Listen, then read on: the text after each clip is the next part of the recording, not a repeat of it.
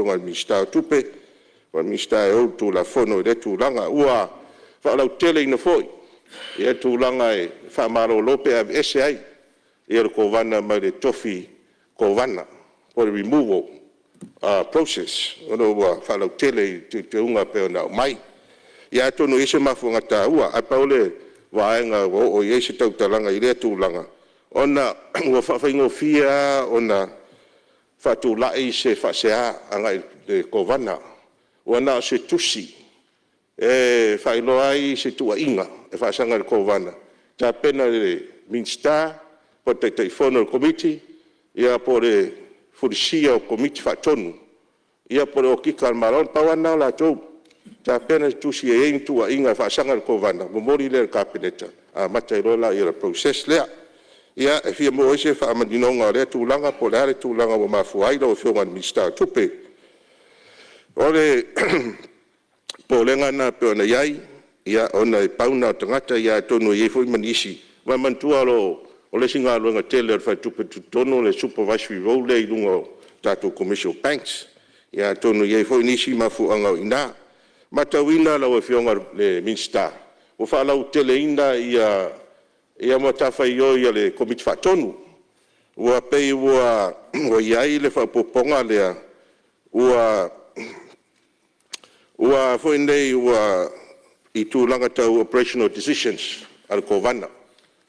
Ua fōringa mai la i lau vai. O la tūla i mai se tūlanga foi fesopo ai ai e whatinonga tiuta mga luenga. Ale ko vana. Male komiti whatonu. O le pōlenga tūlanga lea ia e ono tupu mai ei tūlanga foi o whesea inga o manatu mta ofi. Ia matuai ai le whatinonga le ngā ruenga ma ngā solonga ngā ruenga le al fai tupe tu tonu o le foi o matawina mana o mia ana tapena ia mo ripoti fa kwata mo moli le fionga minsta le al melo tu la mai la vai o ye le ministerial oversight i lunga ngā ruenga ko vana male komiti fa tonu ia me se lava ko vana no winga o ye la tu langa le o le influence mai tua i tūno le ngā ruenga ko vana mai tau fo i suinga nisi suinga whatino tu la whatino la tu la fono whatontonu lona winga ele ngata lava i tono kapineta ia wafo i tu la fono whatontonu ele tala noa ina maswala upule le tatou Palemene tono mau tarfau tuanga mana iar whainga reu whai ai le tu la fono dewa mai te unga o le mai wha tu la fono tau wha ofi ia na soala upule la ia matala noa i tono le mauta. Ona ta ua tele na ta upune tau tupe, e a fia ai ia le tamao ainga le atunu, o le fatu leo tamao ainga le atunu. Ma se mta upe maale ale. E maale ale tele na ta towe, e a fia mai fo i tamao ainga matu langa tau o monetary system lalulangi. O lo i fo isi atunu o lalulangi. I whengtala o na tatou alo ese maisi mea paul mea ia vave ona whaia tātou whai unga. Ina ia tuititi ai, pe fufo ai ni whawhitauri po ni financial crisis e tūlai mai. O tūlanga ia e fio o ese tau talanga na o fionga e le whongwhitalai. A o sau noa pa fionga pa mia laswa nafi, ia leo manino. O le whawhitai ia o leo manino ia tūlanga pe ona sau noa fo e le tūla fon teu nei, ia whapea foi le foreign investment, te unga tato tūla fono foreign investment lo so mai, ia ro ta pena mai foi e te unga tūla fono citizenship by investment, ia tono e foi manisi tūla fono, ngore whatanu ina whamomoenga whainga malo, le iai le special economic zone, ia le stock exchange, le cryptocurrency, ia maisi, ia fufonga uma nei, pe ona sa noa Palemene, ma waitu pe fou, e tā pena ai le lumanai mo tupulanga whai mai o le atunu. Ia o mawhauwhonga le lei. Nā fwoi ua peo na whaafonga la sua nafi sa onanga sui sanganga wha. Ia peo fwoi le sui malu mai whaasale le anga numero tolu. I ia tunga lunga, ia fwoi tu a inga business. Ia ona tu langa lava le o le mea leta o le money laundering. Ia o tupe maua mai i mo meo whainga whaasole tu la whono. Ia ona whapenala, ia ona whaafita whia i le vāo malo. Ia, o sa no fa mai malama pa mi ala so nafi natu langa. Sa no foi na vionga minister tupe I tulanga watu ngadunga fa pena. I mea ia lo ta pena ma ele o pose lilo da tunu. Na vionga minister tupe. Onisi nei watu ngadunga ma polenga sa fa iloa. Ini fautuanga, faululunga finance sector ma sa fa ia ile fo ile press release la vionga pandemia. Ya fia mbele natu ne napa ya inga wotona yatu. E fa pere ai so ta inga malo mai la tolo a fia nai tu a inga business. O fa tuanga. Te ia se to si lo to. Ia tu nunga polenga manisi fa tuanga. Ona o lo tupu pe ia me ia. Lo tupu pe mani laundering nesa so no ila fionga mi sta tu pe la so nafi. A fia ina ia lo o le tunu ia tunu I fafo.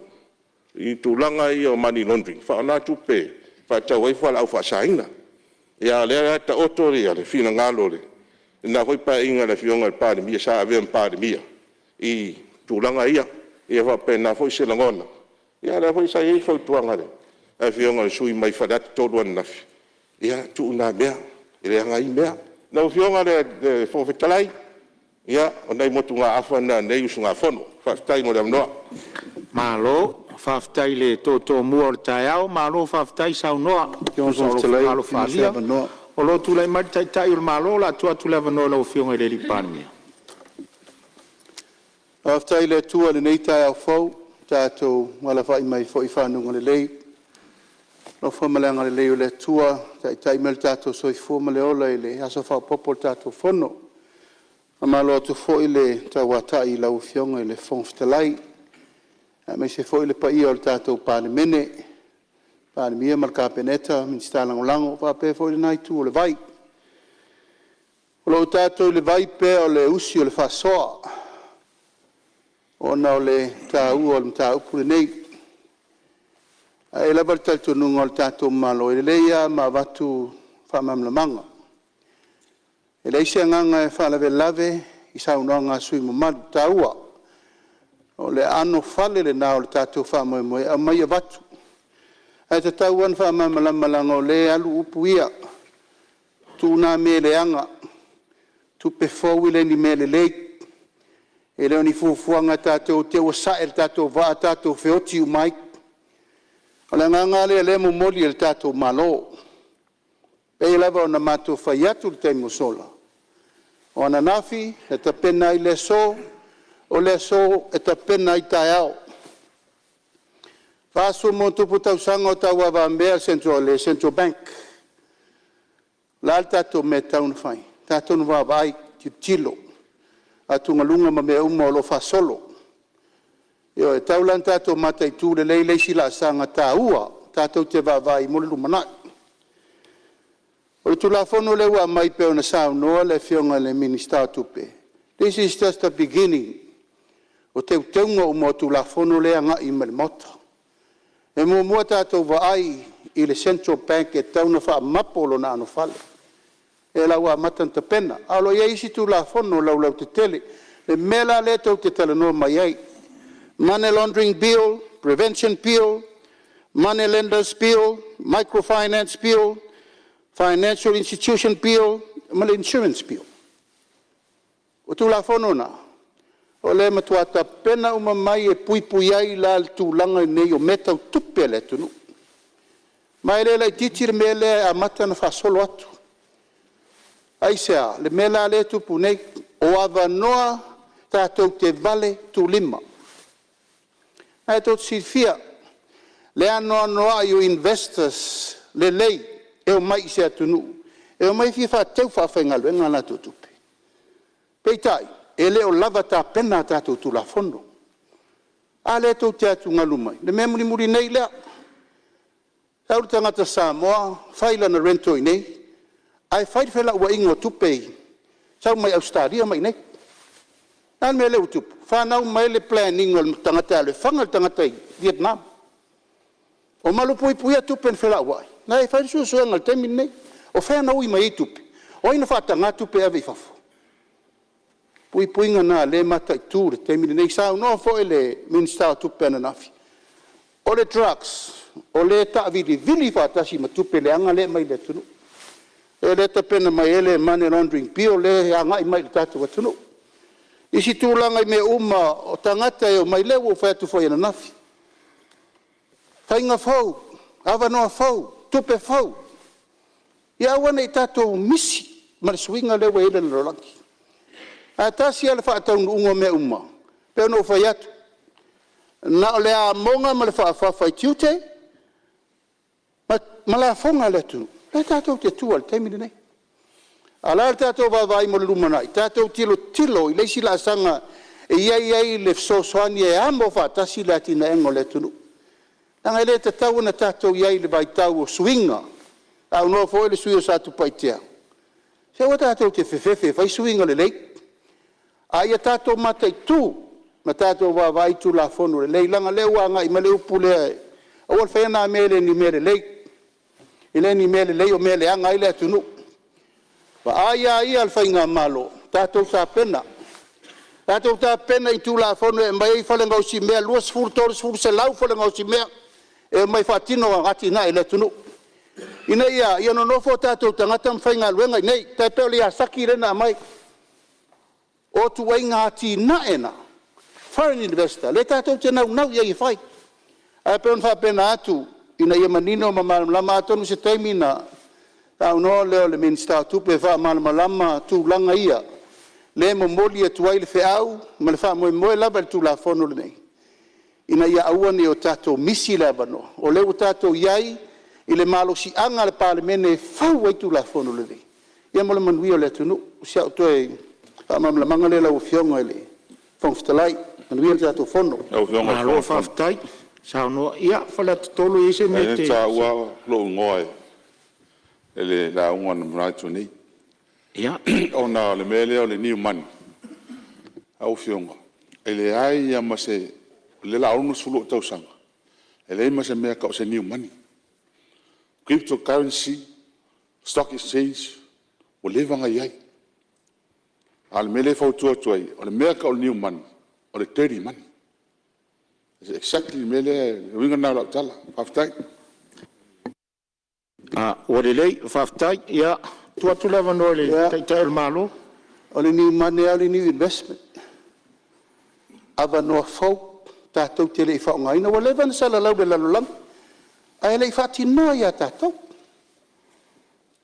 te le fati no fa felan tatou fati no fau tu la fono e pui ai sa moa a o mai me nei le tunu e ren fai tatou no foi o mai ava no nei ai mai tu tala loa o al mela le tu pel tu nga mele o fau ma supermarket da sa moa ai no fo tanto sa moa o le nganga le namal fa mo o ava no fau tupe fau ati na fau tangata fau e le muri mel tu la fono le fiong le minstao le pama businessi malaman via o le fa mo le na ina ia tatou maua tupe fau e ati na ele tunu malo faftai ia ona le tua le avano ia fale a te toru ona elena e sao noa te fau la vea na le sui leo o le sui te tau le tuangai ia arta ua le upu leo le niu mane o le teti mane e polea e se au inga upu wa e vule niu e sau a wala faa le tula fono a o tupe e a mai a wala palpala o le konsen ngā leta o vatual tatu tula fono lea so e le fia ia i upu i e lua ma le nganga whaloalo ui o lea, tu atu le wano si sui mota, fia sao nua tu sorta tau tu la whano tau whaofi.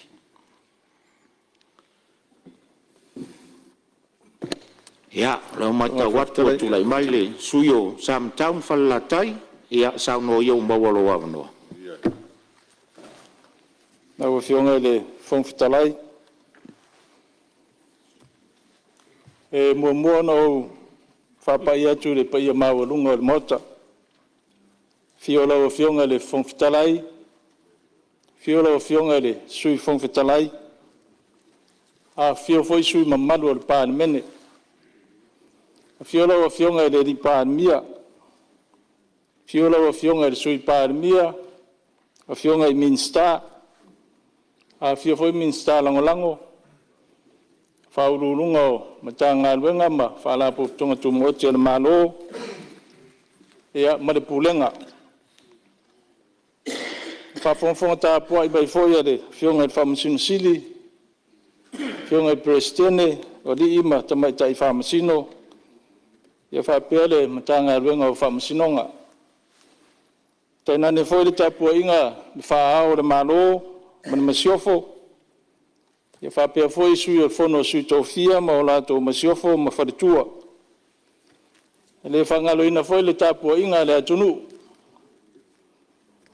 pa ia inga malato tama foi malato ainga e usonga tu moma pule i tu au malatawa ainga le taima le va fonti pule nga mamadu adi ma fai pule fai tu ma tausi o sawa ma tamai tai ya male malo si o tato tunu ayale no fatatalo ona tofi le tua i so se fata fai taulanga no tātou atunu. O lo no manua wasa manuia o lo tātou atunu. Ai rei abatua se motunga afa fo nei tu malo ia e fat foi fa manuia ngai tu lai mai o tamama tua to finga fa minsta ia o mamana te ia fa pe foi fa manuanga ide suyo sa fata numero 2 ia eu ia wa ide fatinore le upo foi le a foi si manu titi wa eu lima ia le wa apa i me lau tele ia amuia o tele fa manuanga ia wa maua ia o manuia na ia ia la tu lava no langa lo ta o le suyo sa fata lua la tu lava no le fionga le suyo sa fata lua Ele fai tiong tele sa noanga. Awa ma le sui sa no nei. E tasil ma va to tolu la utawalo. La insa tun fono la ina tawa ana braina. Taulang. O tele sa su en metele. Sa tu lo tu malom lo fala. Malo fa tai to fa wa sa no nga su sam tang fa la tai ya pa tai e na no fa manuia le sa le fionga de su mamat ya nga to lu ai nga ma te o mai ai ya na nga la wa tau si o mai nga e to le la na lo fa manuia ai ai to mai le se tala nei tu malo ide tu la fon tau fa off fa mai ya e sini mama fu anga le tu la fon tau fa ofin ni o pulenga le lei ma tu to tas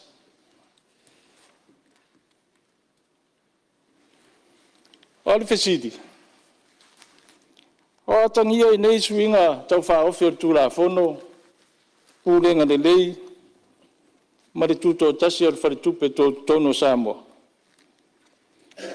awa foi ni swinga le lei o lo tau mo fai le fai ngā malo e whaatino ai wale ma fai o na whaatino ona o le tūla fono ro i nei ia pele o fautua ina foi e le kovana me o lo fina ngalo le malo e whaataunu ua tele whamatalanga nei tūla fono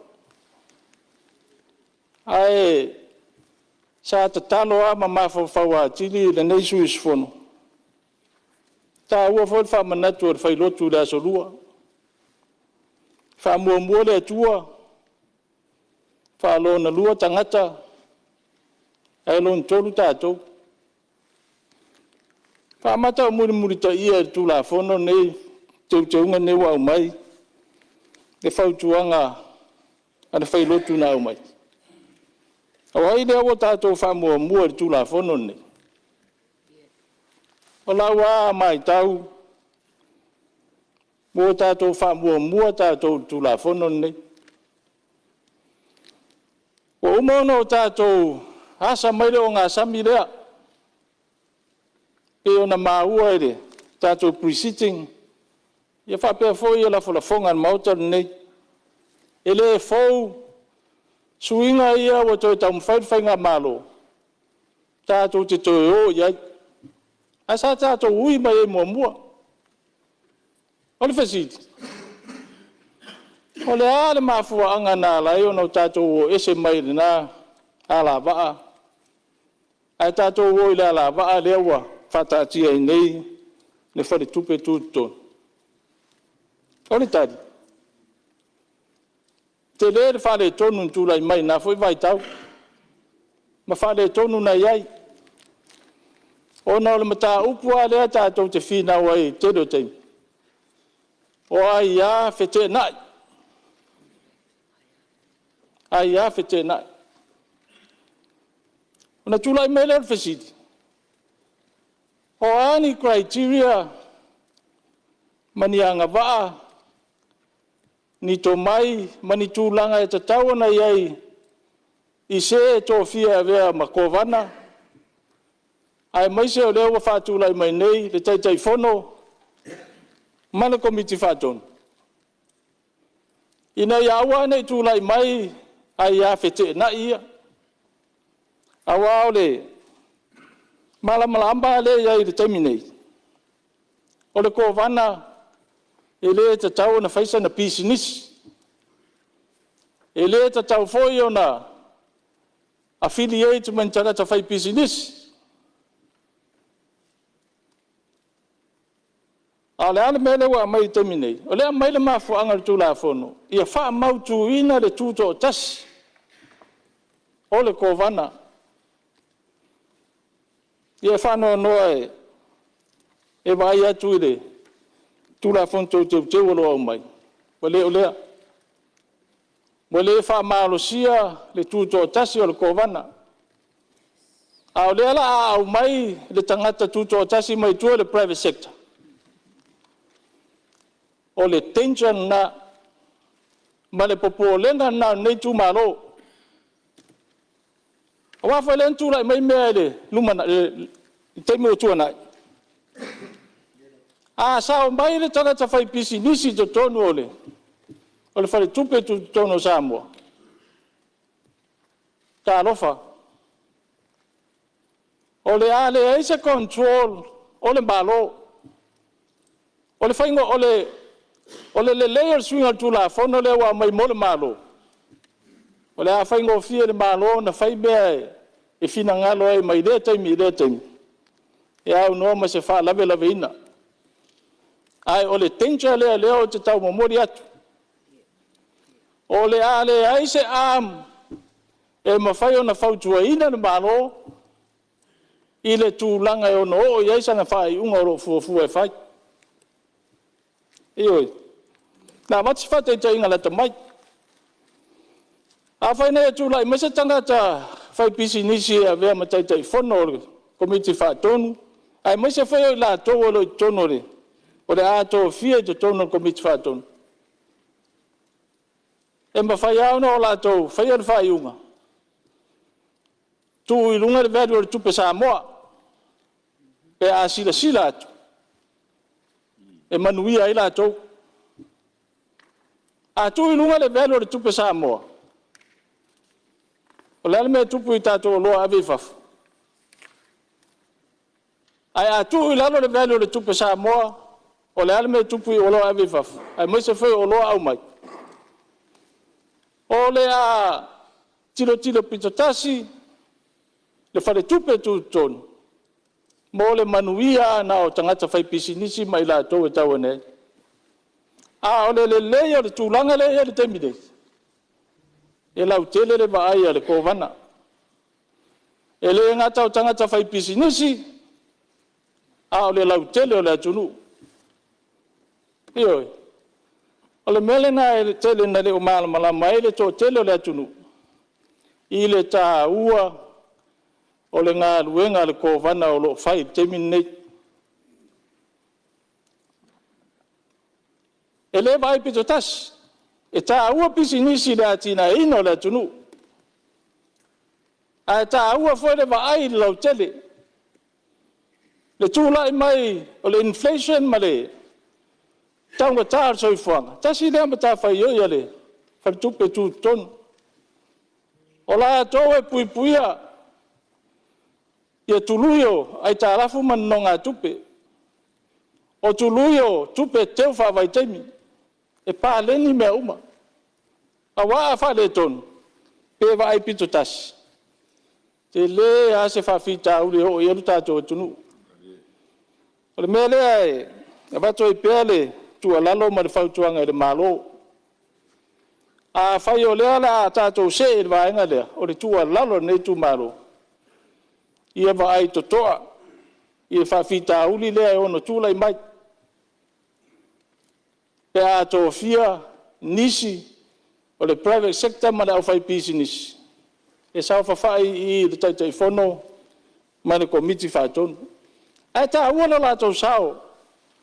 E tā ua lo lātou sao le atina ino le tātou atunu. A o tūlanga e te tau na mātai tūli le al malo. E a whai o le a whātau nuina le tūla whono nei. O le sau nore fionga il minstau tupe le aso anafi. Ua lo alu pe luma ma le moli mau foi le al IMF. O lo alu pe luma le o le tūlanga o le tamau a inga o le atunu. O le tuto ninga o na italaf.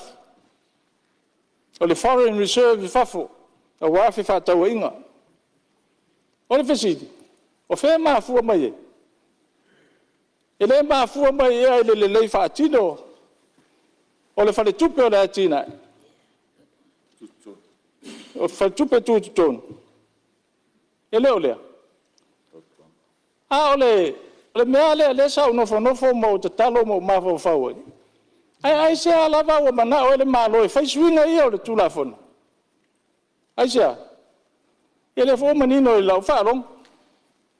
Le sa sau no manino a le fionga Palemene naf. Le voto e whamautu le so. Mea ia wa lewa o na mawhau whau le malo. Tupe fau.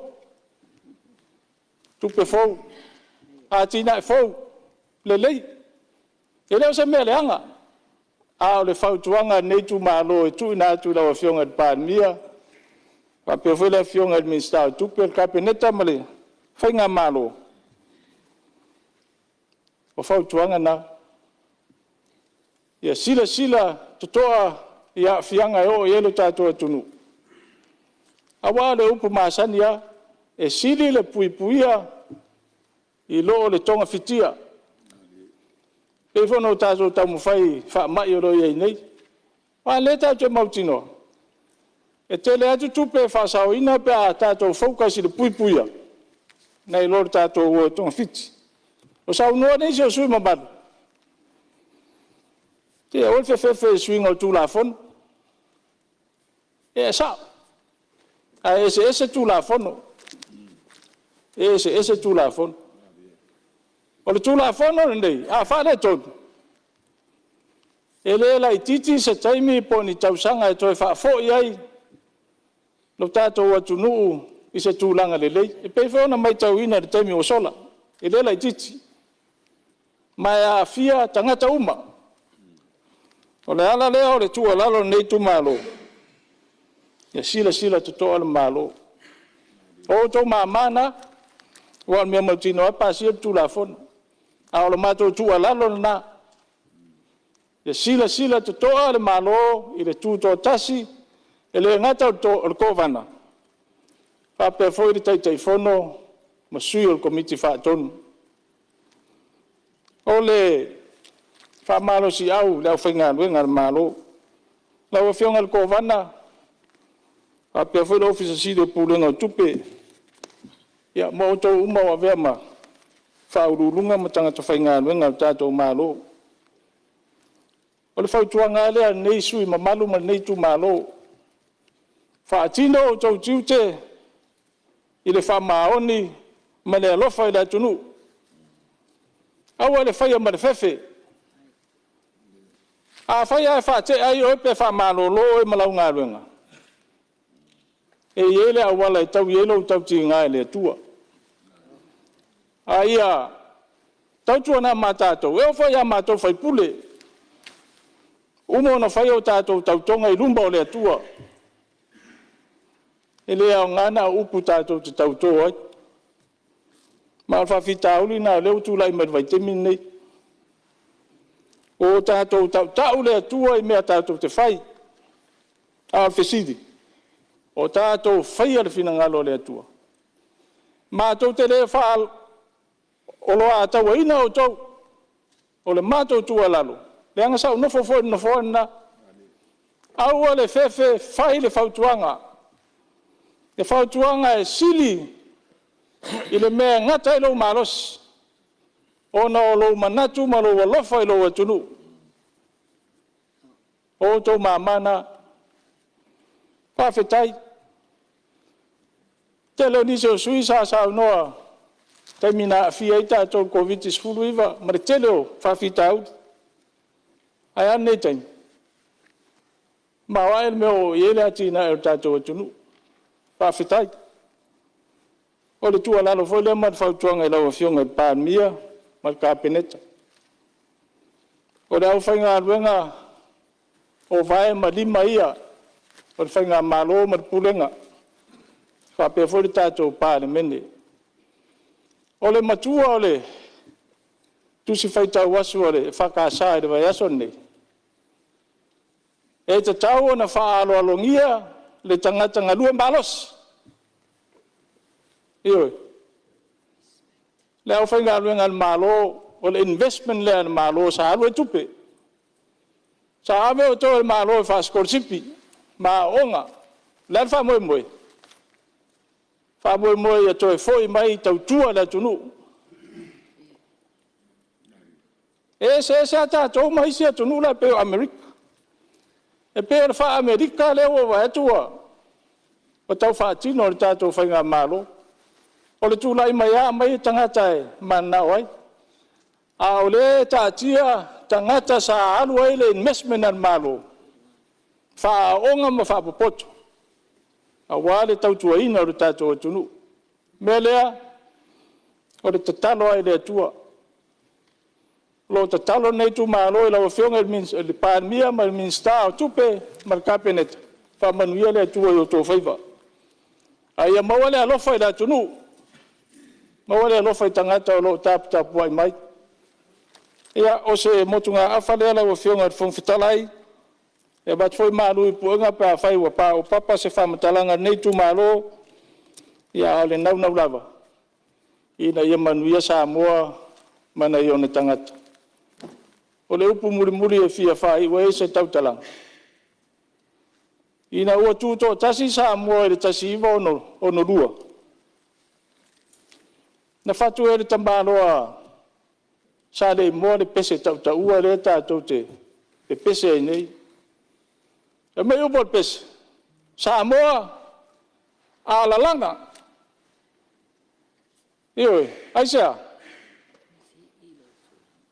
Mo si tia lo tūlanga. Pule ma le amio tonu. Pule ma le alofa. O na manuia leo sa moa. Ia, o se tua lalona nei tu malo, e whamanuia le tu i lau a whionga at whongwhitalai, whamanuia le tu i le a whionga at Palemene, ma te whainga malo. Ia, ai o mātou ola i le alofa o le tua, whawhitai. Malo sa unoa, a whionga le sui malu, tu malo sa matau mwhalatai, ia o te le lau. Se toa tu lewa noa le whionga at Palemene, o lo tu lei mai? Whawhitai mo lewa noa. Asile nei la unga sa whātalitali e le malo. Le anga o le malele al tawa ana. E ei tu tā ua e. O mori mai fe au o wale mati ino le tātou tu la fono. Na o me la iti e wha mamalama. Langa lai wha fonga me le tunu. Le la unga le whai fe au lea sa tātou iai laso. Le atua atunu u tātou. E ala na ta pena le tu la fono leo le tunu. E lo tātou. E leo le Palemene, o ai le ta pena il tulafono. O le atunu. Ana whainga wha vai na ia le lei le wha foi ina o le tātou. Whale tupe tūtu tonu le tātou te iai. Lua afe sfuru iwa. Au nofo mai o le mela e sa whai mai ni sa wha bitu. Ati peita ili talo tupe muli a nga ili whaiui ungol na no fo inga. Awa mata na fola le ana batau al fatu tua ile tua sa mutas. Mea ia na talo noa iai. O le ale me whai pea mai fatu tua ngā sa moia mato. O la le tape nanga ese ai le mesa iai whai ngā malo mua ma le me mato tau mai ta pena mo le tunu. Me la ia. E la ni whai atu. E whai mele upu. Whako keo mai mankupe whai ngā mea. O la sia upu na whai. Mātou teo mai fo i mātou ma whai ngā wha vai fau. E fau wale atunu. E la e mo moli atu lava. Pe ti ngai lau tau whalongolongo. O tele e whiu tau tala. Lango le mewa umana wha ali ya Samoa. E la e batu pea. A wae le ma whaina nā tia le me moni e tatau na tau. A le tau te tala noa le teimiri nei. O a me tatou tape nanga. Tu lou lava, la le tape nanga i le si minista tupe lea le lumanai. Po ai le soso. O ai le si minista tupe le lumanai. O la le tape nanga i le si kape neto le lumanai. La le si tape nanga i le si pale mie soso le lumanai. A le wae sau noa. Tau tia le me wo il te mao ingo le tunu. Amata mai ana whea. Wa felu sfuru wa felu sutasi no tu lai mai fatu tu le tu Samoa o mai lo fuli meia a le o liliu fai le poloketi miliona si il pensione tangata fai tu langa uma so soni la le tari le wa mai tato GDP le tato tele no tolu tesima le 5 biliona nal fai ngumbelan tato ye tato ai talafu e mai to tonu tasi tesima le 2 biliona la terminei ono se la miliona. La le tato foreign reserve. O fela me imena. Swinga ia na fai. Awato ia le vafale at tot o le ma awato. Swinga ia na fai mo fai nga malo. Suiro sauno. Ya mato tere fa pe atu ni mena mato fai langa le to sauno mai. Oi na fai. Swinga malu o le tau tonga fiti le APC. Le tau tonga fiti nei le strako le APC. Se lau miliona na avene tu e whai e mea oi sa iai.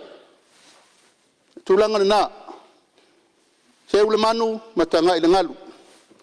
Si la fia le tua leo whai ngā luenga le malo malana tangata malana ngā luenga i whai. Au le malo e pu lea le whaatonu tonu wino tato. Umalanga mena le tupu nei. Whaaloa taua leo skai. Paua leo pa le malo. A whai e leo stai le malo whai unga. Ela le lo tu la ia tu langa le fa longo mai le tu no I le to ai tato ngalwenga ti le ngeng para me le lango in al fa ngamalo ela ma tu ton foi tu ne ale fa ta vale tu la ma to tele fi we fa langa wa umana tau ia Samoa a umma le 5,000 le nei tato tirtiro le po afu va ai o menta tino le tu Pule le Samoa lango Samoa pule tatou te tau sau po fai I. A fai o le leivi ia le ri, a fai e toi firi matou. O fai unga na Samoa. Ai tau marili e o mono tāsanga tona nafi.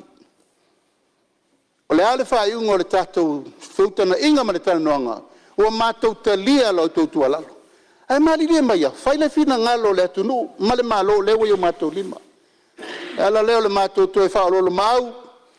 Upu matala daia ai le langa lai fa longo le tunu ya tato fo ya langa ye fa le ye mai tau fa stai lo fionga le fonftalai ma lo sa no lo fonftalai non sa no ile li pan mia ya o le fo ma worta to mota mai se fa fonga le tunu ya ai le I tu atu le vano le suyo sam tau fa la tai le tau fo melon sa na no fa tu atu no fo tu sa tatou tu la fono tu mau a tu la I se sui e sau noa fa longia e le maota ma sui mamalu uma o le mau atu le fonga fetalai ia o lo ia se fa tau te enga fo I le fale ata tolu wa lava lea le o so atu le fonga fetalai tai le asa se fono le tatou Palemene ma lo wa ia o winga ia fa so e sa ia o tau fa longia le si sui fono la sau noa o la fautuanga fale ata tolu wa lava lea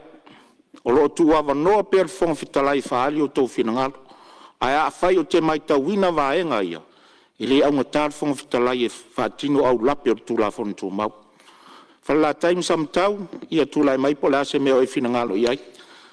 Tai lo fionga de fon fitalai. Ele ese anganga e patau tai de. Sau nuanga le fionga pa nia. Ya ona i mea na itia ia e peona. Ta uelan sau nuanga. Fane tonu le IPC ono. Si dia pa fa sa o wa. Tanga le fa mai se lu nganu e tanga i ngat. Ia manu e tanga i ngat. Se so atu no fo. Ele ta ua lo sua fa su fono. O le sau nuanga ia le afionga le ali palmi o me o la toi fa le leia. A o mafua foi na o sau nuanga le afionga le ali palmi e tu sai o lau amatanga o tu lafono. Sa e fesili foa o ia o e suis fono ai se a o su ia vaenga ia. E winga le tu lafono tau faofi. Le la o tari le afionga le ali palmi o le mele na ola tu avile tunu. Pe atu tu mai e tai le malo o mea ia la fasanga e fai. O le winga le tari le fionga le li palmi o le tari foi lea al capeneta fa tau tu la fono le wa matanta li atu ia fionga mista male li palmi e tu soltato tu la fono tau fa fia ila le anga a la fo atu li mista fa fengo fia forta linga mai ngo pu time langa vaenga na ya sama e fa fsining ia ai se lava o su ia tu la fono le la o tali malo la tu lava fenga fa vai fa al capeneta o a me le tunu ia le wa i mai tu sala tu savalia o le tunu ia la to foi vai nga fa fai sanga ia ma fa lo samtam fa latai e no fionga le fon fitalai ele na no fia fa manatua ele tala fa so pito le IPC la wa be ne le fionga par mia minsta su el tala fa so pito le IPC o le teni mua le a Wasui eri tulanga le IPC, ono 10 miliona al profiti. Le lei fatinonga ngā ruenga ma, te misa au iai. Ioi. Ia, mare tulanga lona lua. Ia, lawa fionga ele, fong fitalai. Ia yo, o moonga na ole, o ne foi tu malo, na uta ua, le lei fatino ma le tamau aingo eri terminei. O fua na ngā ruenga ale tā pipi na whai tu watu e o tō wao. Leo mai te minei manuia, e tau tō whawhitai mai, manuia leo whionga whong whitalai. Ia, maria le sui, langa leo e tā ualo vai taimi fo ilele sa ilau fo tau tua. A o le mea ua tupu mai le taimi nei, o le ala tau mwhai malo e fix, le mea le tupu mai.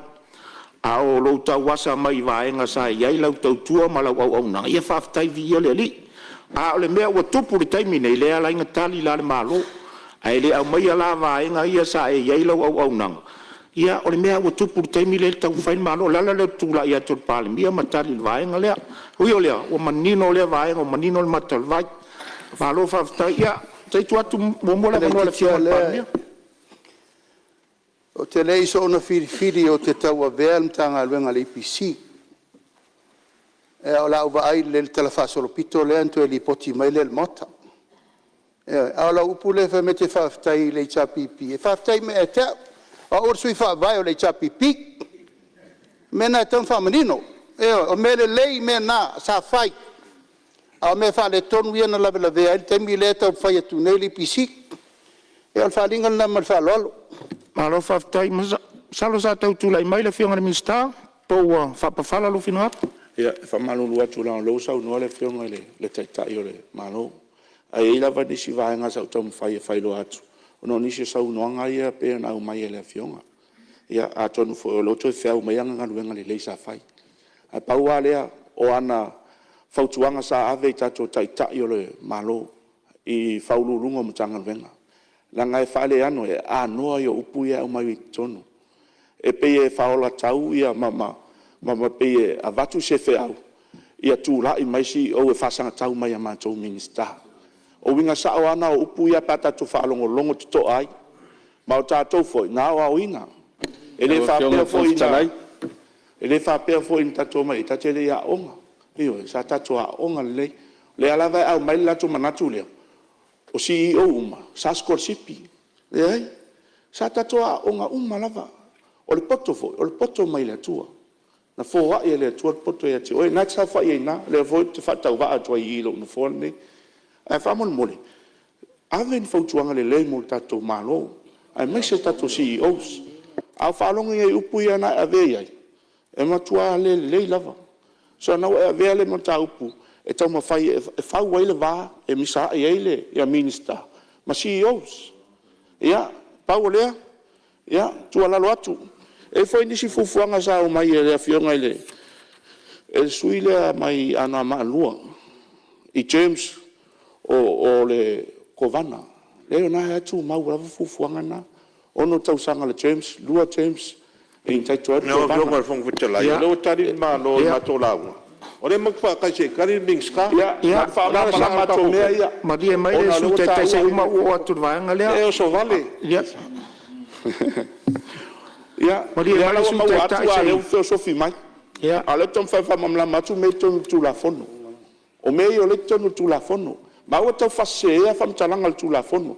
O tu la fono ai e pupu o teu teunga. Ana o me umana ton. Wa le vana yai. Fati nonga foi ngal wengal ko vana mlanga foi ngal wenga. O na lava ye te ton. O me foi o li poti mai sivae. Ngai tama swinga lava. E ke tu fa ua lele avolpea. Ia, Maria Ia se ore so wale fa tai pe ano fai atu. So ye ke so la atu. Na na lo la fo lava tala ton ka pe. La fai atu. O to so ami le fionga le. La fai atu fa. Ona o komiti o tupe. Le fionga le sui palmia. Ia mal falo alu faftai. Ele o se mingska. Malia fina ngalo le la sai foi eu. Sei sau tai fono le tala mai le. Se kilo bo kula fongo ku mau moka ngai mal mala ia. Se on sai mai se fai atu le. Alo sau fai. On sai mai tatu mot.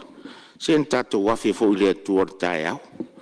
Mana ia me o man tatu wa fe le tu mai lona to o mon file mo fa fi fi tatu.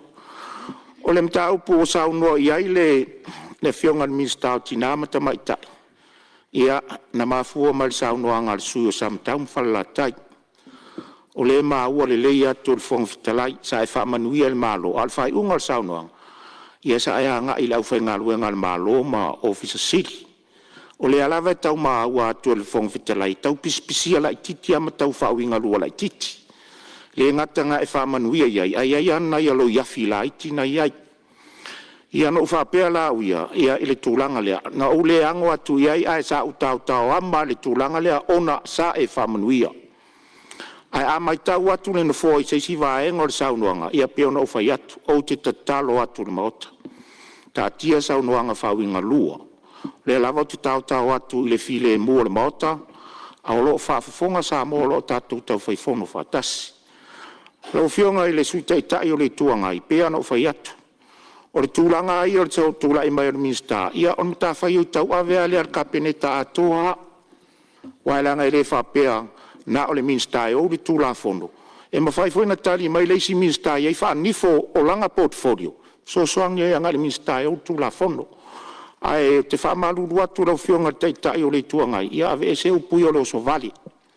O fina ngalo whaalia e tā ua fina ngalo whaalia i so se vaenga e sau no iai. Ai ave ese le upu fatama lea o le oso vali. Polo inga le fonge le whailai tusi mai sui whailai tusi. Ave ese upu ia mai whamaumonga fono. Sam tau mwhale la tai ua mai alau taimi. Mai whawhionga fono fitalai. Nasi mea lai titi a rea. Nanga le la alu i whamaumonga le tātou fono. E whawinga lua le. E la unga whale la taimi sam tau. A malulu atu le whionga i minsta. Le ai mase a nganga alua lua whapena. Ia.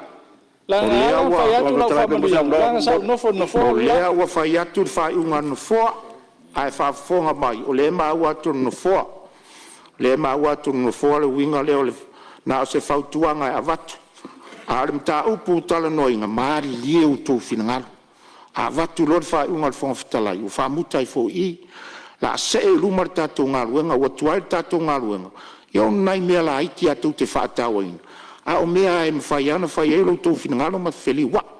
O le mea lea, ma ia le awhionga le minsta o isinisi maa la manuia.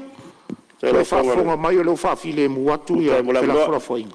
E pupu lawa se, o mo lau whionga whakatalai langa nensa, unua le whionga swimbat.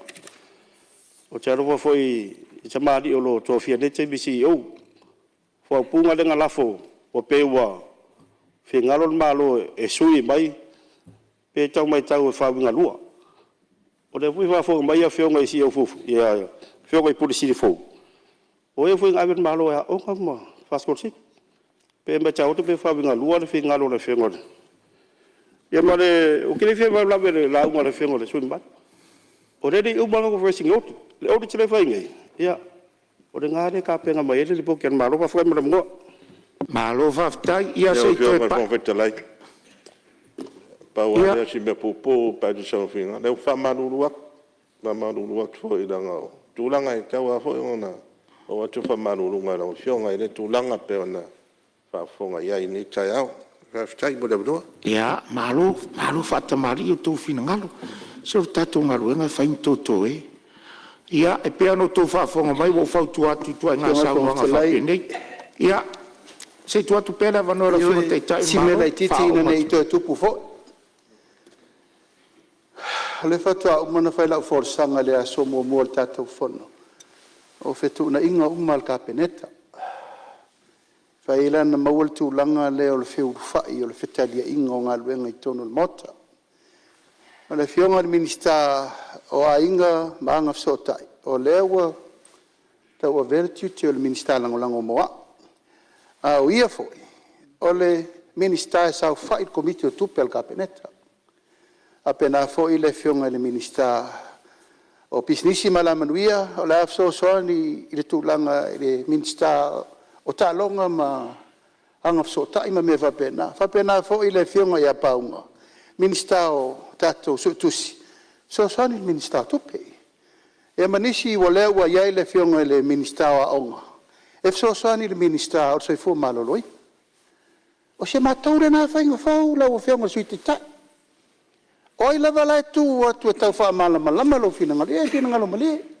o maso na te novo e iso wawa noa alai te lol me tau na sao no iai a o ta tala lava noa kapeneta oi lava na te sila fia se me fa o sofia ila na tali e fe so ani le tali le malo o le mena na fai e fa malu luatu nei te u tope mai it's a collective responsibility ale malo e tali fatasi ina nei te fu tu wa ese si fa pe o il malo le la o mi scala o karia kur ka fa mam malo le mal ia se mato to te lia tu na malenga fa lo ia malo ia le fa mam le ia le fionga te il malo le po le masa ia si on sai me la vale tai lo mau ai se sa no ma tali fai tau ia le fionga mi sta tu ma ia le sui tai le tu mai spesile fa mam ma ia le sui tai le tu mai se te le ui me no fo ia le tu ama se saui oi se fai mafi mai la tu ama se saui tai il malo le te no se tau fa to atu o le tu tonu ale masani ona pipi e tuan fonga fetalai pe atali se isi minista langa ye fa ni for sota inga o minista al kabineta malako portfolio a ola tai metali el malo wa ma foi la le ala wa fa manino le fionga le Palemene la tu fontanga fa executive ale kabineta o te toi fautu atu mo ne o saunoanga fa winga lua samtam falla tai pe ano fa yatu langa lena na e sau noa nga i pule sili. Fōringa mai e se pule sili tu lo war pa ia o tamali. O lo fefe fai lea mi o tonu. O le tula fono voi lea. E leo se tula fono i tau fa fefe nga i o. Ia fai lea mi o tonu. Ai leo se tulanga fa pea o ia inisi o fefe o no le tula fono lea le ai. Tula fono ai e mai ina ia fai a matatu sa vari mo lea mi o tonu. Ia e mo lea tunu. E toi fautu atu isi sui e le sau noa. Tau tua nao tau sau noanga. O lea lava e maa ua tono foa. O lea, la tu atu leva no sisi sui na mota. Ia, o lea mai tau atu. Ia, on sai ma lava sui sanga se tu atu le taitai le tua ngai. Ia, sau noa mai le meo lo e fio le. Malulu atu il tato mota. Ia ile sauna fuere Palemene sa faile nafsi ia tia o ta hotel ile tulanga le ole afo ile fa lo longa fo ile au mai so stangata al malo e tawa ona longo le Palemene Malkapineta, ia taula. O se whaingofou ai e taua. Taua tele a te au le whaingofou lea. Ai, e iaila la u whawhisiri. Ono au e o te whono il mātou society lea a whawhawhine. Ia e peon sila fia. E masani on whaito vanga a whawhawhine i lalolangi. Ia tupu aile se manatu. A whapewhela pe au mai se whalolonga. Po ani tu tau e te tau on anga el kapeneta a le italiaina ia se whalolonga whapeala na tau le tulanga le alo fionga le whongtalai. On oia te tau ia fwoi tangata. Ai, o te vairu peina le saunoanga lo fionga i le taitai o le tuangai. Pe ono tau whaafonga iai, ia o lo tau tā pena le aso fole lo tato fisili mutali masani e le Aso Tofi. Vasanga le leia la lo fina ngalo le au mai whaafisili. Ala i titi ifo, e lu aso, e ona mai lo le whongfitalai. E na tuatu lo leo le avano i auto, e vasanga le mal fina ngalo le fionga le sa whaapito le npali a ngafi lo tufanga. Ia o te whautua ina lau a fionga, ia tusi le lei lau whaafisili. Ona mai lo le, ona tu lai lo leo le malo, e tu sai o kako process lea. Tu atu leva no e tali e fionga tau tele le tūlea o taua lea. Ona o whawhawhine le. Ia, o le tāua. Ia, o le tāua lea lau a fionga le taitai. Lea wau whātāua ina. Whātāua le lua aso. Pe ala i titi mai. E a mai lau whawhisiri. Ona tu atu a leo lau saunoanga. E whātāua i lau taitai fono le nāfo. E associate e ai. Ia ai o la atu leva no i le sui sa tu lai mai o sanganga fa o sanganga mua sorry.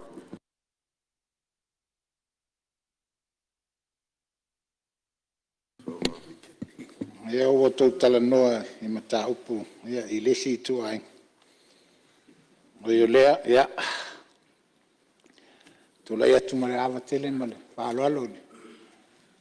O fo lea vanoa tu ina mai lau whionga whangfutalai.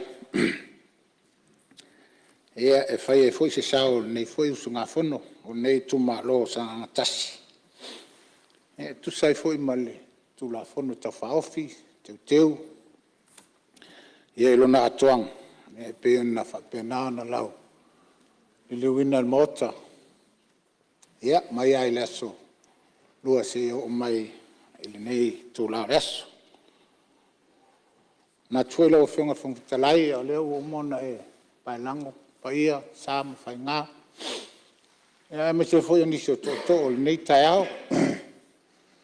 Alonga fwoi mara toto o mwhapena na tu nai muni au ma fursai whala o ma fwoi le tō whaima le utanga. Ia e peo na mai tau ina fwoi whelafo inga. E ala tu la fwom tau whaofi. Ia po le tu la fwom teu. Ia al tatou faltupe tutono. Sa alama whainga ia nunu atu ia whaatini o tau sala. Pa ia ole. Maota nei. Sioro whionga li Palemene malau ka peneta ia wale nai tu vai. Whionga i sui minsta. Ia, pa pene fwole nei tu vai o wale whio atu le whionga. Taitai o le tuangai. Ia, e mesa sui taitai ia male vaenga. Peo na ngai al tatou malo. Ia, malo a fwoi lau maua le nei tai au. Ia, patalo pat fwoi le sau whainga whaululungo le. Tanga luenga le tātou malo, ma whala tonga tu maoti, ia mesio sa mou botu, la tau whafonga, sa moa mai atunu e mamau, ia mesio sa mo nei. Tu lai fwoi male hawa tele lau a whionga whangpitalai. Mai tau ina mai le aso. Nā fwoi le tātou Fonotaga ea le tāua o le nei a teuteuga ua mai o le tulafono o le falitupe tutotonu. Miona tautunga ua manatu le malo, ua te tau o na whai, le fwe ua whapenao na malama i rungalu le. Whafonga ngal mota, sui o le mota nei, e maiso sa moa i le. Sau noanga le fionga le Palemene. Tautunga, maona afuanga, ma le amatanga, ia na whaatula iai le manatu. Sau no soa le fionga le Palemene. Ia, o lefa to a pale mai. Sfulu nei po waiwa masina pea. Talo na pale mai le whainga malo. Ui o sa iei whainga malo fo ia tasi.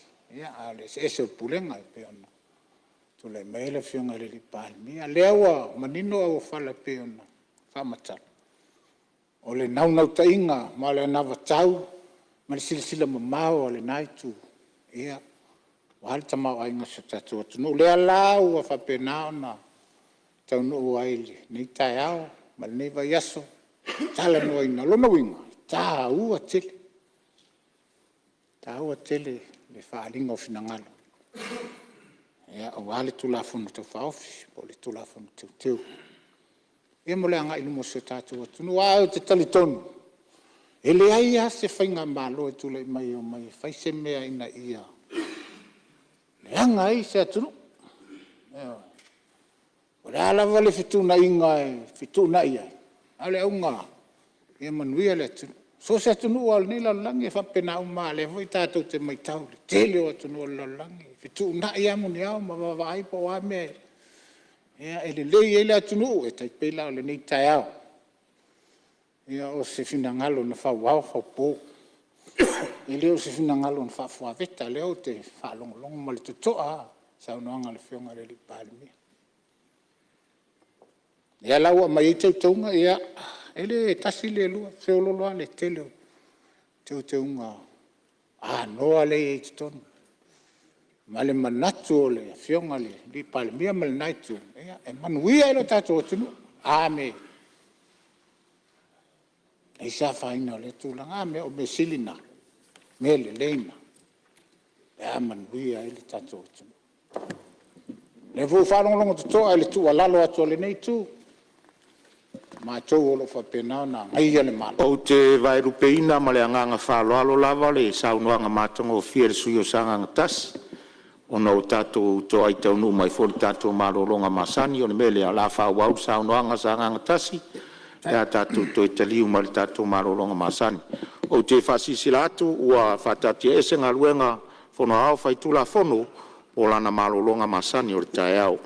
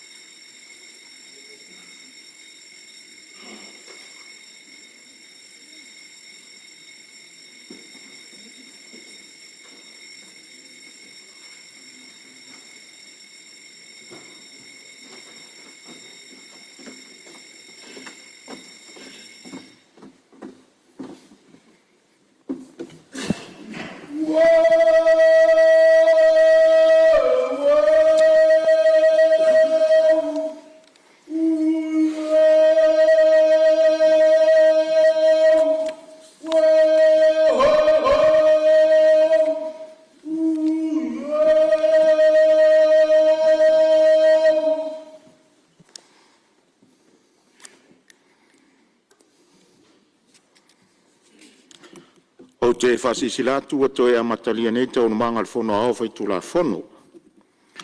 O te tāpala o fionga i Palemene mo le lafo. O le atu le ngang whaftai tele I lau fionga I le whangwhetalai nei po I tūla le aso. Mo le tau singa ma le tau tenga o leo mātu I whautari ngor sua le tātou mota. Whaftai tele mo le tāpenanga I lau fionga le whelautusi ma sui whelautusi ma le tātou ofisa. Mo pelo tō malosi tau tua le tātou Palemene.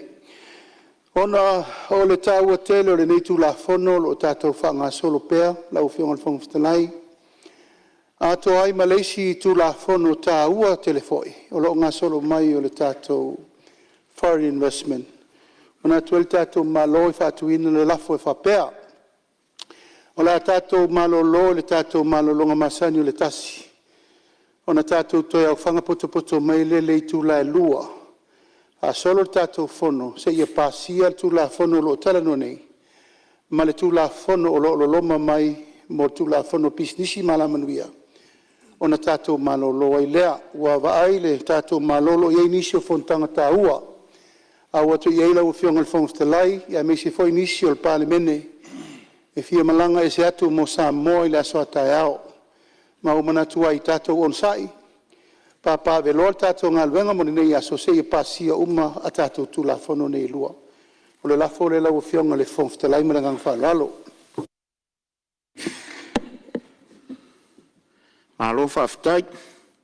O le lafo lea maranganga whaloalo leo a tō whafonga iai. Whalua. Whalua fionga I mistao o whatoanga, mistao whamsnonga ia whapewhori mistao tupe maua, mani mistao tiute. O le fisiri pēo la whamaunia le lafo e whinangareisa o noma le ioi. Au ese le ai, ua manu malo le ioi. O le a whawau tātou ngā luenga tusa ma le lafo o whamaunia. E whatati ese tau manga le whono au whai tula whono mo le malo longa le tae au.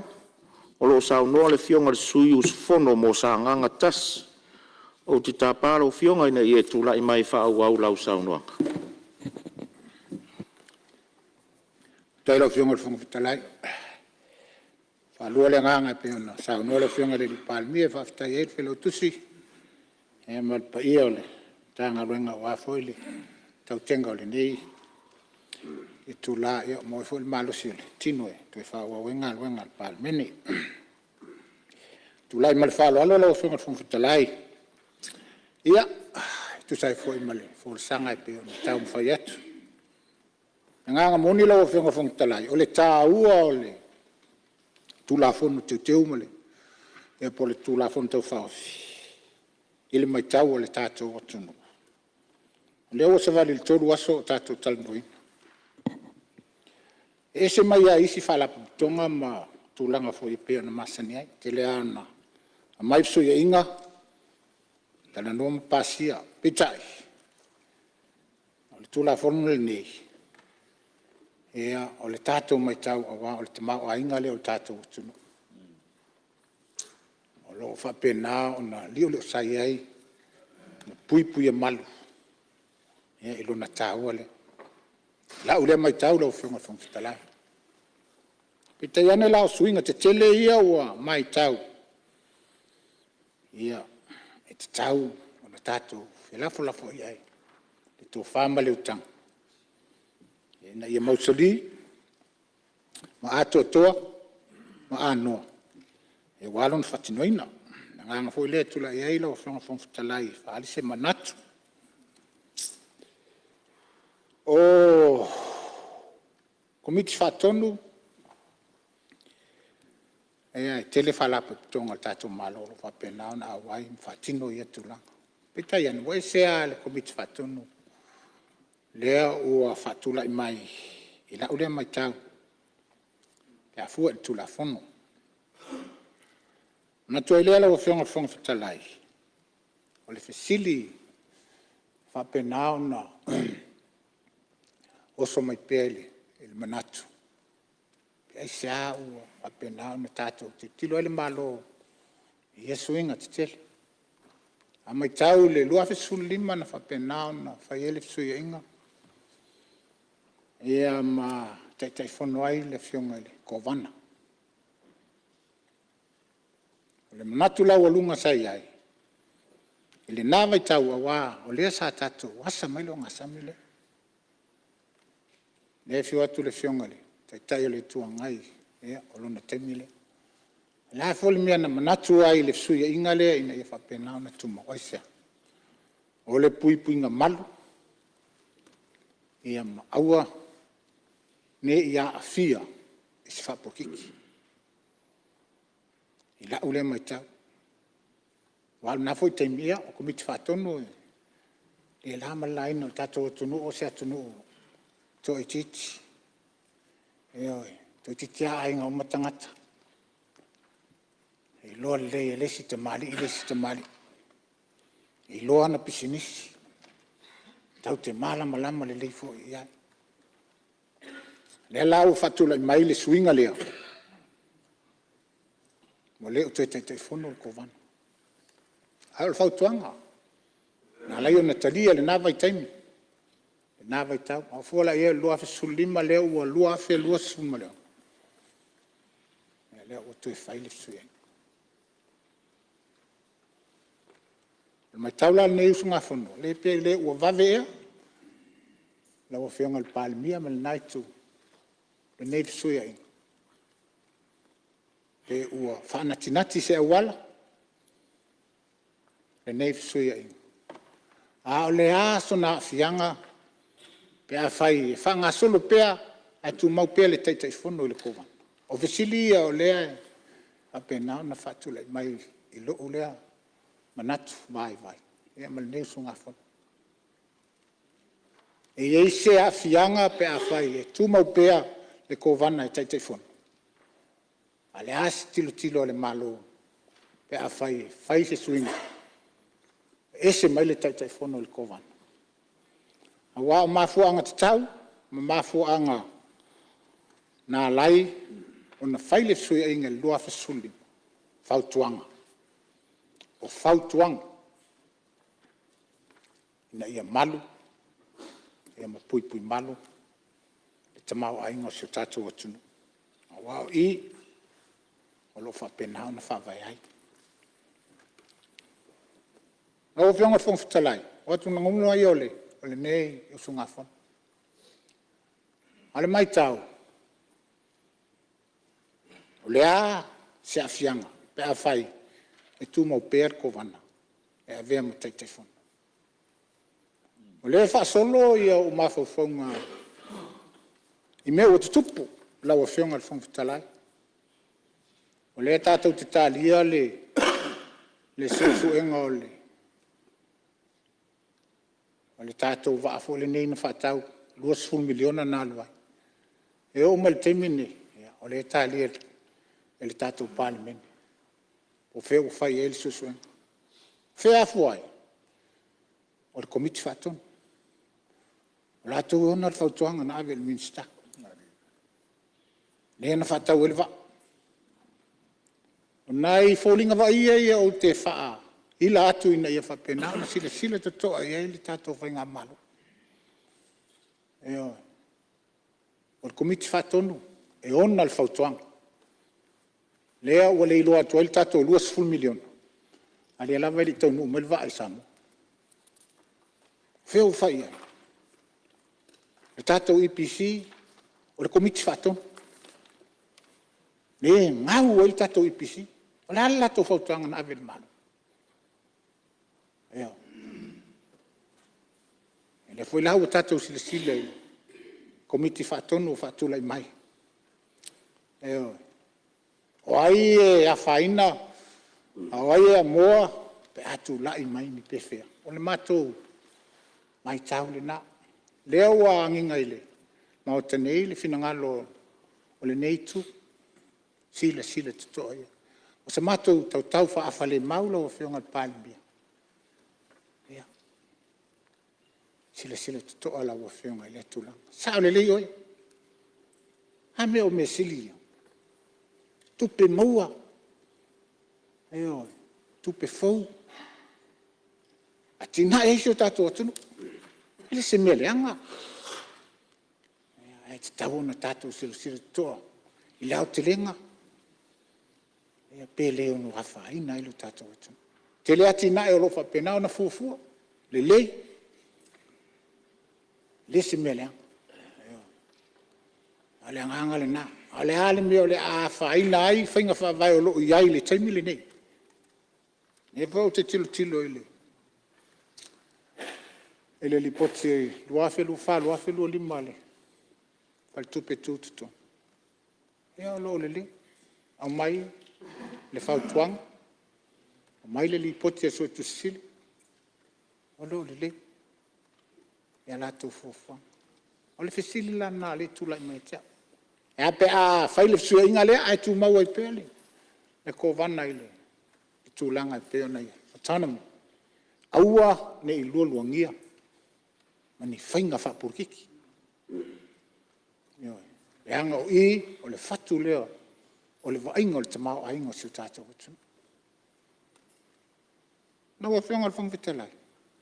Salo o umana wha leo le telo sui mamalu. Manatu. E tu watu i nai lau a whionga le Palemene. E malo wa. Lau a whionga le tamaitai minister. E toi sila tutoa iai. O te le tali tonu i lea upu o nai nā le malo. O tātou le malo. Ea. Tātou olo pito waa ma. Fitu nai muni au. Whainga wha matai le nā. O le ale tō whae. Tele iai ma le mea fukusia iai. Aia. Lolo hafo i se mea i finangal ia. O manatu. Le anga i whainga tā o le nai. Ea. Tu mai nāle. Toi utei o le. Ia. O le awa penao na, toi sirisila ia. E o tau te whaia le nganga wha porkiki o le toa tele o le nai tu. Ia ma tola i titi. Tātou te whitu nai muni au. A watu a mātou whautuanga. Ia, sila tu toa ia. Ia le nai tu o whainga malo. Ia i mafuanga tau e peo na mahu atu i nisi o minister o sau noa. Minister tupe mau. Tau. Se melea. Sila toa ia. Whainga whawai al tātou partupe. Ia, pola ale me mafuai. Ale tūtoa tasi e au mai ele whautuanga. Ia, o se mea tāua tele. Ai sea, o i o lo o sau ia.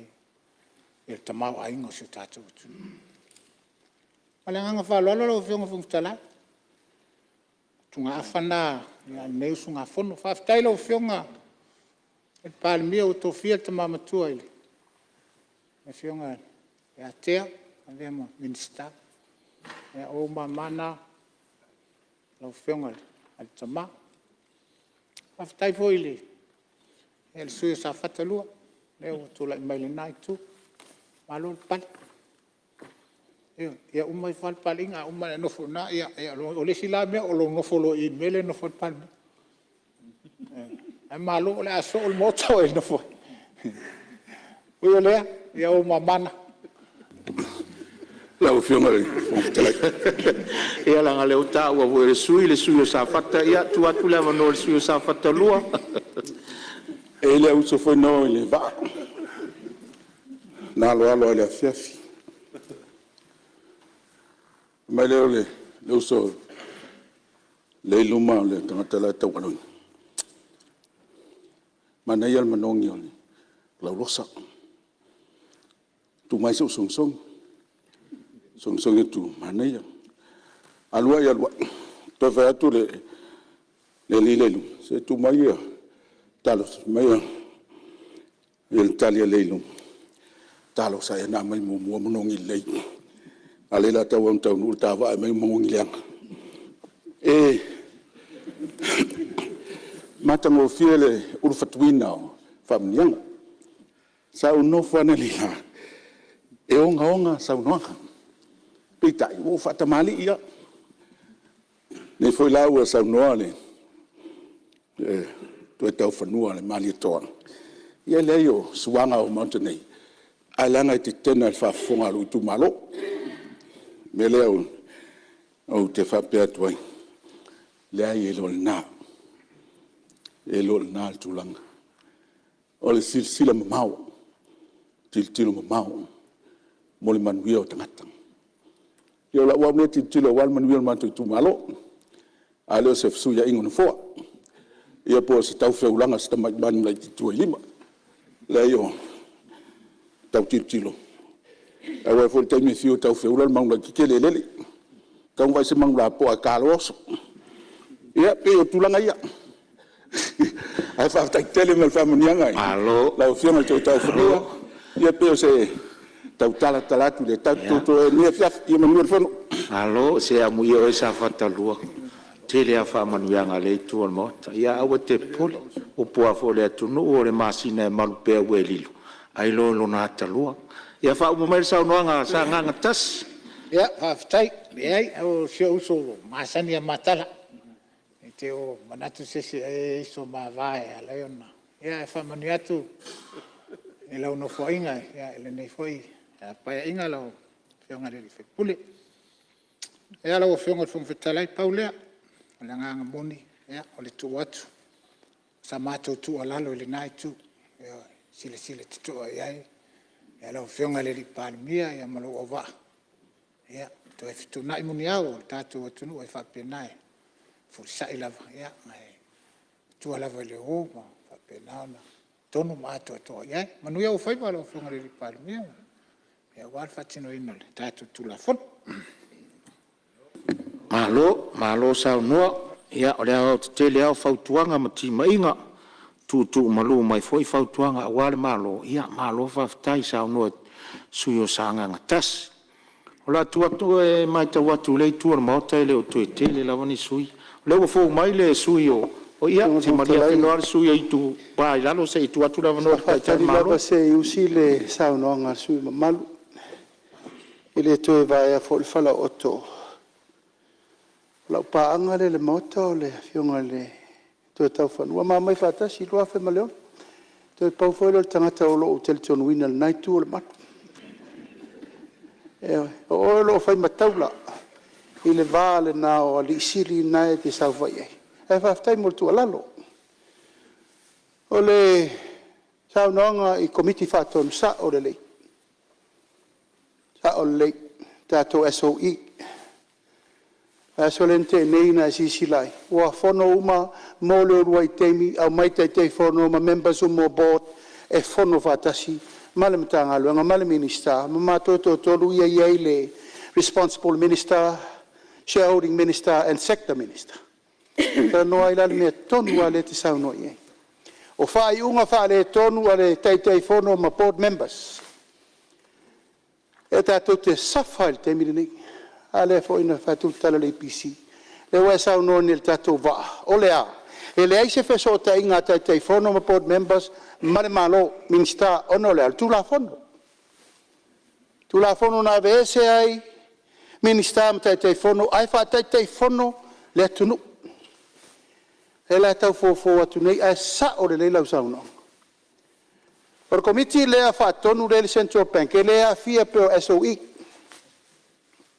e tu matila lona stuto tasi fa foi le tungalunga le tungalumaini si sui a tia tu foi lava tu langa le sa ia le tai fono nisi la foi mo tato central bank nala na vese ono mela I fa pele tu tia tungaluai ono fo mata na fautu la fono ya ngai na pisinisi a tu le me sefe central bank sa o le ma na tu tia lota ngata tai fono I tu puoi la fa vita o le na sui swinga lua fa sulima ele tai milane nei ele ngale tu ngal nei te foto sa se si fai pisiris ele fir te fono te min nei ele po se fai feau po se missionale ya po se tangata matua mautinoa e matua tu dotas o e si fi mai la o fiong ta fono al malito ang ole na sa no mai ni si ke vo la se fai pisigi si fai nga fai nga fe kawi mai tatia mai la ngona o le firita nganga le fili ina o committee nei langa le laititi tau ai fa fetai I lo finangalo o le tato va le te atu ngalo iai o le tau fai tato malo to mo male tupe to titia o mana fai ona tau fai lo le to fatu langa E toi mau mal tatou tupe whaola le 2 miliona le anawe. Al tatou EPC, o lai matua toi fono le whale tonu lai e. E lai e tatou wha mai pēr pawa, oina pēr pawa. E tau te loa tio na whai na mua iafi lau ta. Mau a kupe le middle man, e le ma whai le EPC, nga kongiki sao le mitu pisi. Oi la unga mena, whai nga wha vai ia le tau fono atu nei. O sao le EPC e tala noma le mitu pisi na whai afi. Ia wale ma whai no le EPC. O na ia tangata ta miro le sa ia o le middle man. Middle man fo na len tato pisa le ripoti le na mai sa mo len, ma isi me tato vesi e fo. Uia lea, e ta ua lo fina ngalo. Ai la fo mai, la fo mai fa tuanga o komiti le la fili ia. E luma o le atua le lato tau tinonga. Ia ma le ngang wha lolo. Malo, sau no lo fion te malo, ia onisi au vai ngai fa pula i fo fuanga lo mo mau. Ia mo popo wartu la fono lo tatu tala no ina. La tuatu le vano le suyo ale pata i tu pai lalo lo tu le mai. Sau no ia tu sortatu tu la fono tau faofi. Ia, aftai mo le avanoe. E se manato le nei tu malo, tu sol tu la fono tala no ina, malona taua. Ia mo mona whaatulou le, mo ta fono le tunu, e fiola o fionga le fonga fitalai, ai ale, fionga ele, Palemene, e tai o tātou malo, sui Palemene, ia lau ka peneta fitfilia, ia, mai lei tūle, ai mai se ia minsta lango, mai lei tūle, tai o lei tua ngai, ia, sui me malu umo le Palemene, ia, malo, lo lavale, ia, ai ale a fio, whaurulunga mtanga duenga, ma fala pop tonga tu mo oti ya ma lo le sai ya sa mo fa penana fa va no tu te mi ta wa ta po ingo fo no so sa mo ma lo la fa no tu te mi ta wa se fa ya pesina fa ma lo i le ta mama tu tu so to finga ma wal awina ya fa manuia le tu pena fo se uso mai sa fa ta lua ya tu maule fa manuanga le tu ele o fionga mo pe manatu o war fa tonu ino wala wina e le ubi foi se manatu o te tarton masalo le amai aneia ia lo sia tamai fo le sanga le tau fai atu ia ona mai ai le o tatu ai tali lo le minsta o api o folinga le o mai o matu me foi le ia tu totas ia sa lo to ar fam talanga i se ta fia e lo na le si tu ia ai le foi le si tu pe ia la tau alanga tonga vao pe ia ma lo fa stai ta po ia ta po inga sa mo fa fon mai fa no la tu taimi ta o ta po ia le fono so sa mo ma lo fa stai manuia la tu ta po inga o vai ngai tolu e pito silina avere fa ta uale na fionga le minsta o pulenga le lei o ia tu maule tu to tas male accountability o vaenga ia tolu o le accountability e se lau pasene lau fa o na u titilo e le lei a toa o le tau iaisi siringia i le tu to tas pe a fa pasenga tu i le tu langa tato tu la fono ai sila la o fionga ile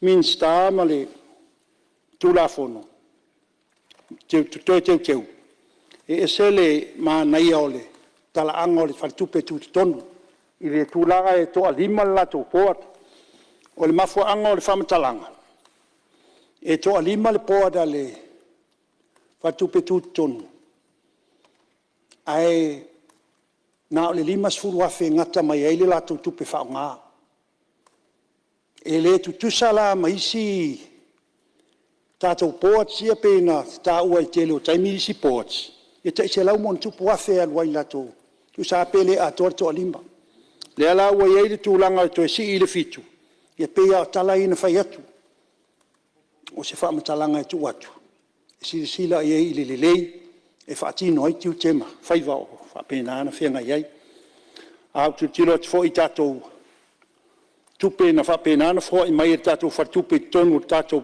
budget support 2 miliona 10 miliona mai le profit, ia ma le 10 miliona mai le interest rates.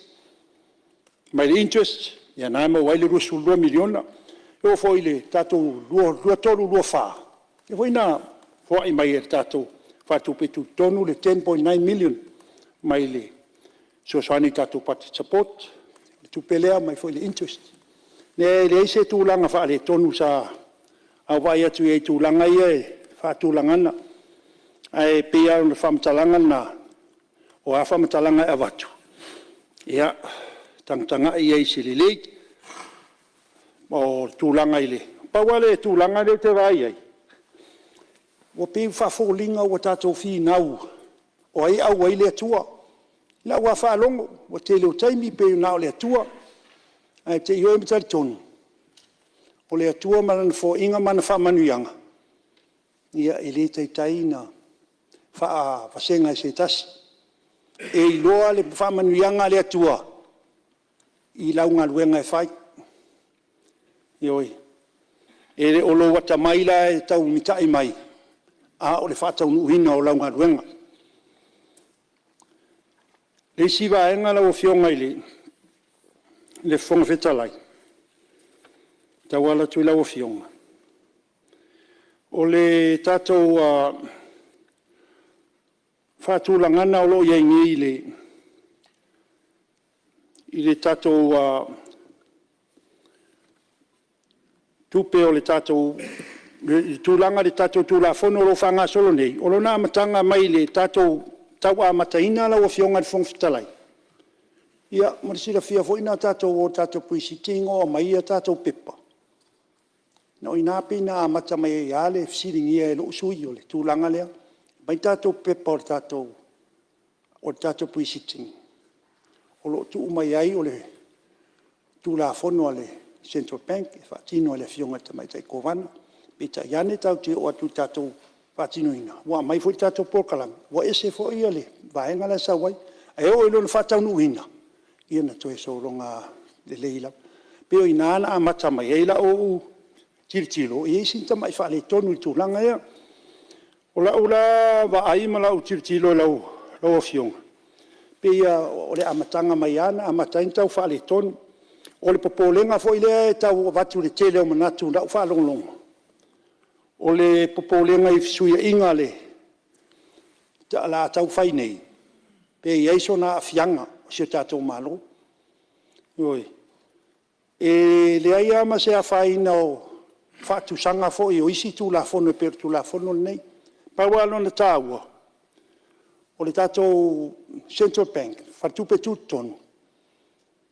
O le SOE, e whaia e la tau le la tau pa keki, so se SOE ia, a leu te vai atu i vaenga o tātou tū la fono. O le au mai ei lalo. E whaatūlanga mai e le tātou, e fionga tamai tai pule o tupe, ia ona aveilea i le minsta. Ia na whaanga so le paua nalo na se senga, le au fisiria i la o fionga le minsta. Nai tūlanga ia, a tūlanga uma pe no tāua. Ia ele aia ma se malosi. O ia i whamtalanga ia watu. Na watu ina e la o fionga le. Tai o le maloma la o fionga le Palemene. O ia le la o fionga le Minster.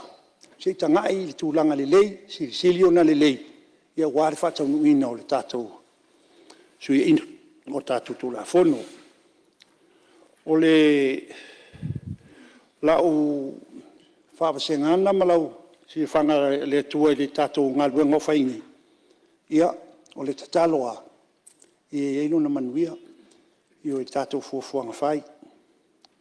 O te no whalonglonga nafi le saunoanga le fionga i le ri Palemene, ia te au foi. Wa matuai o tia foi lo langona i le saunoanga le fionga le ri Palemene. Ona e taruai, o le mana ia. O le ana saunoa mai wa. O a fo i le tūlanga o le tatalo i le.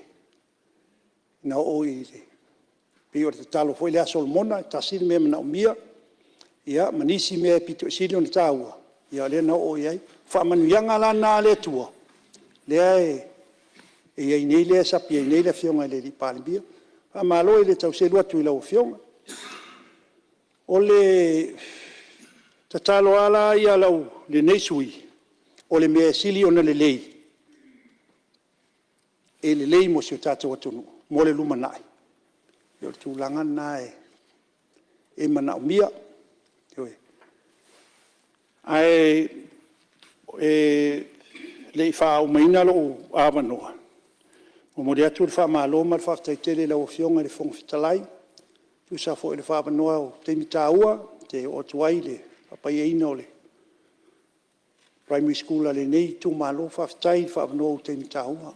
Le foi le malo i lo tu te wha tino lau fionga le minstawa onga, wha fitai tele.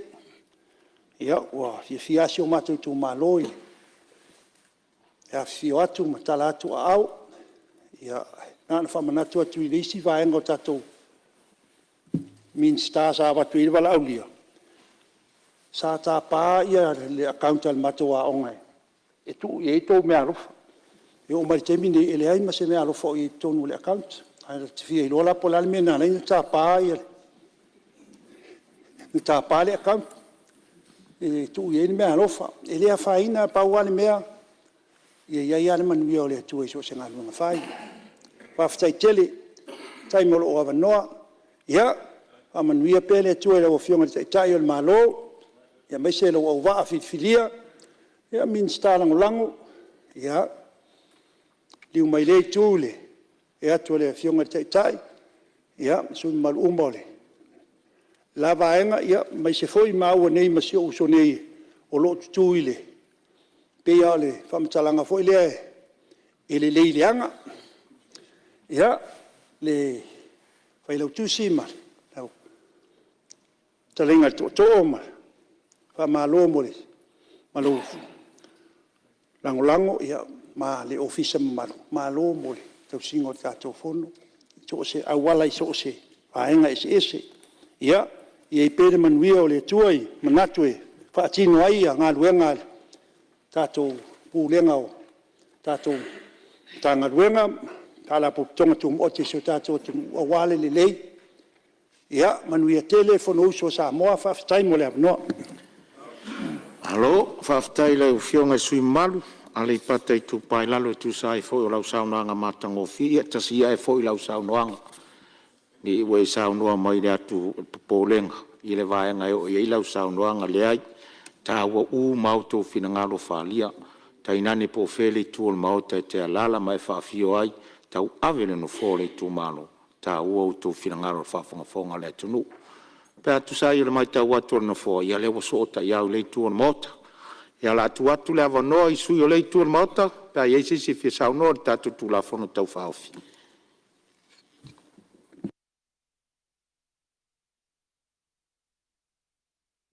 Ia, e manatu o leo sa o le tūlo na winga wa tasi le whawhitinga i fina ngalo o le malo o leo. La atu le avanoa lau fionga ta mai tai minsta, e te tari fwai tau nisi vaenga sa la ngai fina ngalo le mota. Ma le nganga whaloa.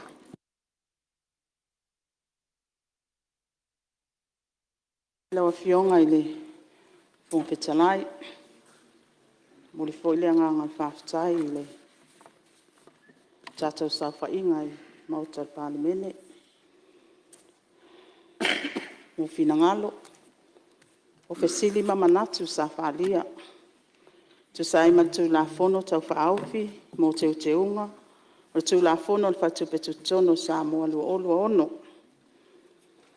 O fina ngalo uma sa whaaleo e tā ua.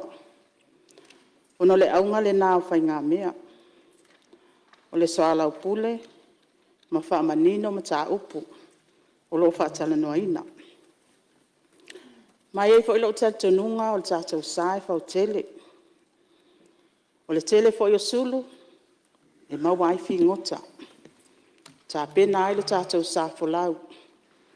Ina ia sao i manu le folau ngā sa moa ma le tātou atunu. Isa o mai tau atu i leo te lenga o fina ngāle whaalia. Pe fōlinga mai o mau. O mau umai whaavai le ripoti le IMF. E titi mau sa whaavai mai whaamaumaunga whaaloto i whale o Samoa. O le telefo yo mau lo atu ngalu le avanoa le kovana ma le ofisile o mtanga luenga o tupe. Mga luenga o aso taitasi po operation ma policies. Ai leo le aunga leo le tula fono te o pulenga le lei. Ma o le telefo yo mau. O loo faa bai mai ni manatu. Ele o iai tutono le tatou tula fono tau fa aufi. Lau fionga i le fonga fetalai. O le autua le nei tula fono teu. Ele o le suia o le matawhai oi autu pol tutu o tasi o faltupe tutono Samoa. Ai o le wha malo sia lea o pulenga le lei. O le manino o whai unga whai. Ma le tali atu i o na tiute wha le tula fono. A o tu mau pēlo na tutu o tasi. E tu sai ma tūlanga aloa ia, ma whainga le lei wha avao malo. O le sini au tu o nei teuteunga, o le whaatu mau wina lea o le taltonunga, ma le whaatu tuanga o tangata lau tele. I le whainga tau tupe ma le pule aina le lei o le tamau ainga o le atunu. O nai vaenga sa mai tau watu ma le manino, ta uai ia fianga o le polkiki, ma ia fete na ila o fionga i le fong fetalai. O se tasi le nei o mta opu sa tele i ai fina ngalo ma fesili ai nisi o sui mamano le Palemene. O le popolenga sa whaalia i whaatitau lea i le ono a fia o le paltupe tutonu i whainga wha apolkiki o undue influences. Ma tūlanga i ono tūlai mai ai ia fete na. E tā ua la o na toi whaamanino. E le se vaenga o le nei tūla fono teu e whaititi ai be whaalawe lawe le tuto o tase o whaltupe tutono Samoa. O lo tu mau pea le tūlanga tuto o tase o whaltupe, e peo na mana o mia, mo le puipuinga le mautu o le tamau ainga, ma le whātua tuanga o tangata lau tele, i whainga tau tupe o le atunu. O le mea moni o le wha moe au tu o le tūla fono teu, o le wha malo sia o pūlenga le lei. Manino wha iunga whai ma le tali atu i tiu te tau ave, a o tu mau pea le tuto o tasi wha tūla fono o whaltupe tutonu. Ma le wha moe lea i lango ina ai vaenga tā ue lua e te tau o na ngā lulue whātasi, o le tuto o tasi po le independence, ma le tali manino atu i tiu te tau ave po le accountability. Laua fionga i le fonga fetalai, ina ia au sia lea sini, wa o fia i tutono tu la fono teu ni puipuinga, tā ua, e wha mauti no ai le tu mau pea le tuto o tasi o whaltupe tutonu, mua. Ua manino le tu SSA ina o matawhai oi al komiti whaatonu ma le pūlenga. O le komiti whaatonu e nafa ma le vavaainga ma pūlenga le lei. Ai o le kovana ma lana pūlenga e nafa ma le whaatinonga o ngā luenga i aso taitasi. Lua. O le to'atele o sui o komiti whaatonu o le avea ma sui tuto o tasi. E le o ni sui o le pūlenga. Mai au fia i foi ma se taitaifono tuto o tasi. E te tau na ausia ai ainga mautu mo le tuto tasi. Tolu. Wa whaatatia se whaanga se longa manino ma whaavai lunga o anga waa matomai mo le filifilia o le kovana. O le awhaia lea i ala se komiti tuto tasi e filifilia ma ilo sui tau waa anga waa. Ma e nao i la tau wa whautua ina e lea komiti e mawhai o na whaamaunia ina e le kapeneta. Lona whaa. E le tu ina atu e nei tu la pono teu. Se malo si anga le minista po le mtanga luenga tupe. E whaaton tonu pe whaalawe i whai unga whal tupe tutonu. Se i vanga na ai tu langa wa manino na whaatanga ina il tu la fono. Lona lima. E ui ina avea le ofisile mtanga luenga tupe masui al komiti whaatonu. Ona olona tofinga wha ofisa le malo. Ai ele mawhai ona palota. Ele fai tauina le quorum Fonotaga. Ma ele mawhai foi o na avea ma taitaifono po se sui taitaifono. E tawa foi o na whaamanatu atu. Ele o se matawhai oi fau le nei. Wa leva o na iai le nei ai ainga i tatono le tū la fono o loo whao ngaina nei. O le esenga ua na o le tau whaamanino ma whaatapula a atili e le tū la fono teu lona whaatinonga. Ono. Ua whaamalo si a tili ai inga i whaatatau i a ia whete nai. Le whaalilo whaamatalaga, ma tūlanga tau a mia o te tau na tau sia e sui o le komiti whaatonu. Pitu, o le suetusi mai fafo e tō fia le pule ma le suetusili al malo, mai ngalue tuto o tasi. Ma iailo na wanoa ate o toa i whaamaumaunga e mana o mia mo le whaatinoina o ntiute. Paenga muli, ua puipui e le tū la fono teu, le tuto o tasi o le pule ma le suetusili al malo, whapea fo i mga luenga whaatino a suetusi mai fafo atu o le whaatupe. Lau fionga i le fonga whetalai, a sila i nei puipui nga uma, wa o fia le tū la fono tau whaofi, e manino le le o a whaina pe whaavai le tuto o tasi o le whaatupe tutonu. Ai wa atili whaamalo si ai le whaavai e mawhai ai o nangalua le whaatupe, male tuto o tasi. E awhi ai ma le manino matali atu, i ona tiute tau ave mo le manuia o le atunu. O le mea lea, e le sao whamtalanga, e whaapeo nei teuteunga, wa au mai aini a wanoa mo whainga whaapolkiki, poni a fianga i le te tau na a fia inga albenga le whaltupe tututonu. O lo tu maupea le tautinonga le malo, i se whale tupe tututonu e tutu o tasi, e pūlea le lei, e sao loto mai whaalawelawe poni a fianga i le te tau, mai tali atu, male manino, i le Palemene ma tangata anu uma o Samoa. Lua, e winga i le abeseina le kovana, lau fionga i le whongwhetalai, o le isi mta upu sa la ngai nisi o sui malo le mauta, o le mta upu le whaatatau i mafuaanga, ma le whaanga solonga i whai ai o na abesea le kovana mai lontofinga. O nisi o fina ngalo sa whaali ai e fōlinga mai, wa whailo mai ai e whapea, wa au mai le neitu la fono tau whaaufi, se malo si anga fau, e mawhai ai, o na whaingo fia ai o na ave ese le kovana. E te tau na whaasa o manino le nā manatu, mua lava, e lea o se malo si anga fau le mawhai, o na ave ese le kovana. O lea malo si anga, wa leva o na iai te tono le tu la fono lo whaonga aina nei. Ma o le tele o mafuaanga, e mawhai ai o na ave ese le kovana, wa leva foi, o na ofia ai le tu la fono. O le mea moni, o le suinga wa whai ele nei tu la fono teu. E le o le whaafai fia ina o le ave ese ina le kovana. Ai o le whaamalo sia o puipuinga whaaltu la fono mo le kovana, ma le whaamanino ina o le whaanga solonga i te tau o na muli ta ina. Mo se whaate ta inga, ua manino tu la fono teu e whaapeo ni ese esenga fina ngalo i mata upu tau whainga whaavai tau tupe. Whainga whaavai tau whesuia inga o tupe mai whafo. Matai tu ina o whaalapo putonga tau tupe, po le mautu o le vaenga tau tupe. E le mawhai o na avea mamafu anga whaltu la fono, e ave se aile kovana mai lontofinga. O lona winga, e le mawhai o na ave se le kovana, o na uale fia le malo. Le minister, po le komiti whatonu, e se whai unga tuto tasi, ua whai al kovana, il whaatino ina on tiute whaltu la fono. Mai ta awa le whaamanino atu, e le iaile nei puipuinga manino i tutono tu la fono, o loo whao ngā ina nei. Ta uputolu, Painga whaavai tau tupe, ma le mta whaioia e whaatupe tutonu. O le whaasalonga tape na ina o whainga whaavai tau tupe, lau a fionga i le fonga whetalai. O te moli atu le whaaftai sui malu sa saunoa le neim ta upu. A wau whaali ai le ta ua o whainga whaavai tau tupe, i le ati na ina o tamau ainga, ma le manuia o tangata anu uma o Samoa.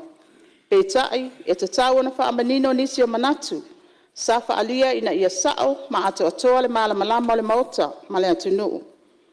Mua lava, e le sao le manatu e whaapea e tape na ina pe whai al kovana na whaatupe tututontu atasi whainga whaavai tau tupe le atunuu.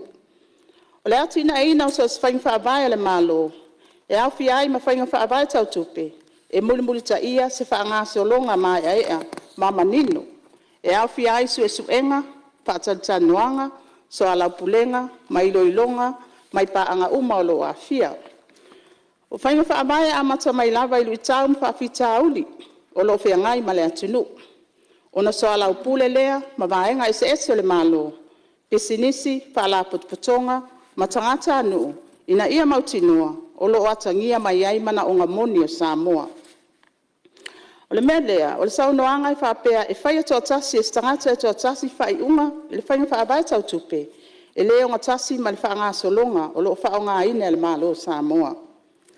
Lawa fionga i le whonga whetalai, o te toi fia wha mawhalawa i whata i ta inga whaingo fie, ua mai an whailo atu an nafi. E whaali ai le tāua, o le iaise o se whale tupe tūtutonu, e malosi lana baba ainga, ma mawhai o na tali atu i suinga o loo tutupu i tutonu o le tātou tamau ainga. O le isi lui tau tele lea iai nei, o te wha upuina, o le le ai o se early prevention approach. E le te tauana se ilonga e o mai le whaafi tauli, po o scams, po o whainga tau whaabalea i tono Samoa, o na whato a whai lea o whainga whaabai po tātou tūla whono. A sila sila i le au tau whaabalea le teimile nei, o loo maa losi tūla whono i tono Samoa e whaasala ai. Ai longa i whainga o fia o na sao mai Samoa, pe a whai e maa losi a tātou tūla whono. O tului ma le awhianga o ai tā lafu i a inga, lawa fionga i le whonga whetalai. O le taimile nei, e le o au fia le mtawhai oi whāton tonu, po le regulation al whaltupe tu tono Samoa, i pisi nisi ma whaala potpotonga tau no ngā tupe, o loo maua lunga tului e tutongi.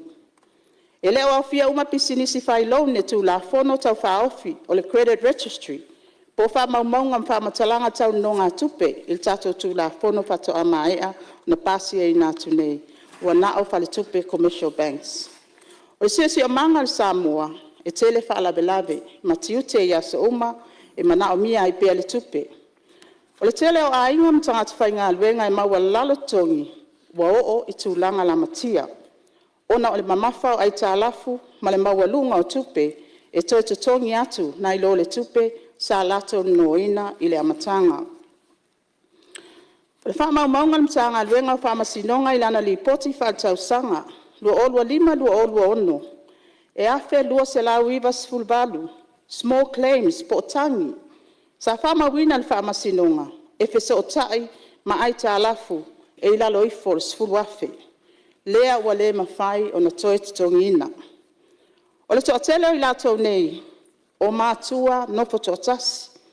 O tangata e maua lalo le tupe maua, po a inga e toatasi le tangata whainga luenga.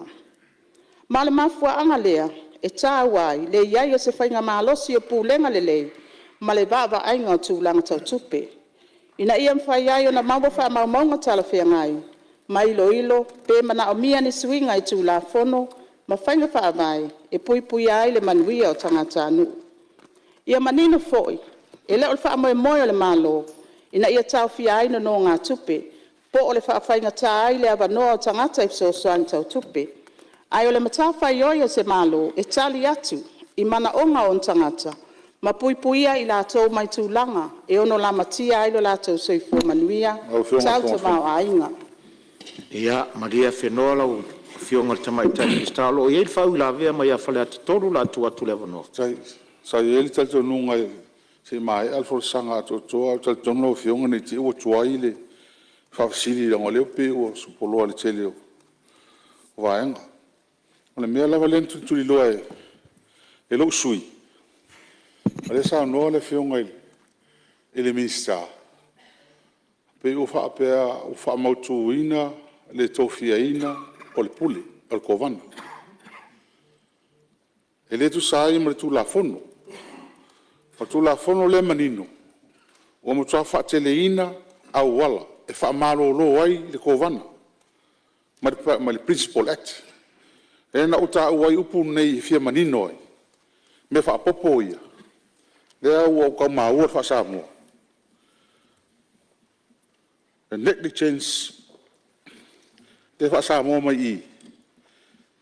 Fa tamala tele fa tirino tuti fa tu la fono. O solia e se tūlanga mātu ia whai pea. Le winga lau telenga. O tele atu ia inga. Le awa ona o le sau noanga le fionga le misa mai la matanga. O le pui atiri o tutu o tasi o le whartupe. A le watu e mātou. O al mele le sila o fionga i tali mua mai ei. Le o tāria. Po o le a ni lapi.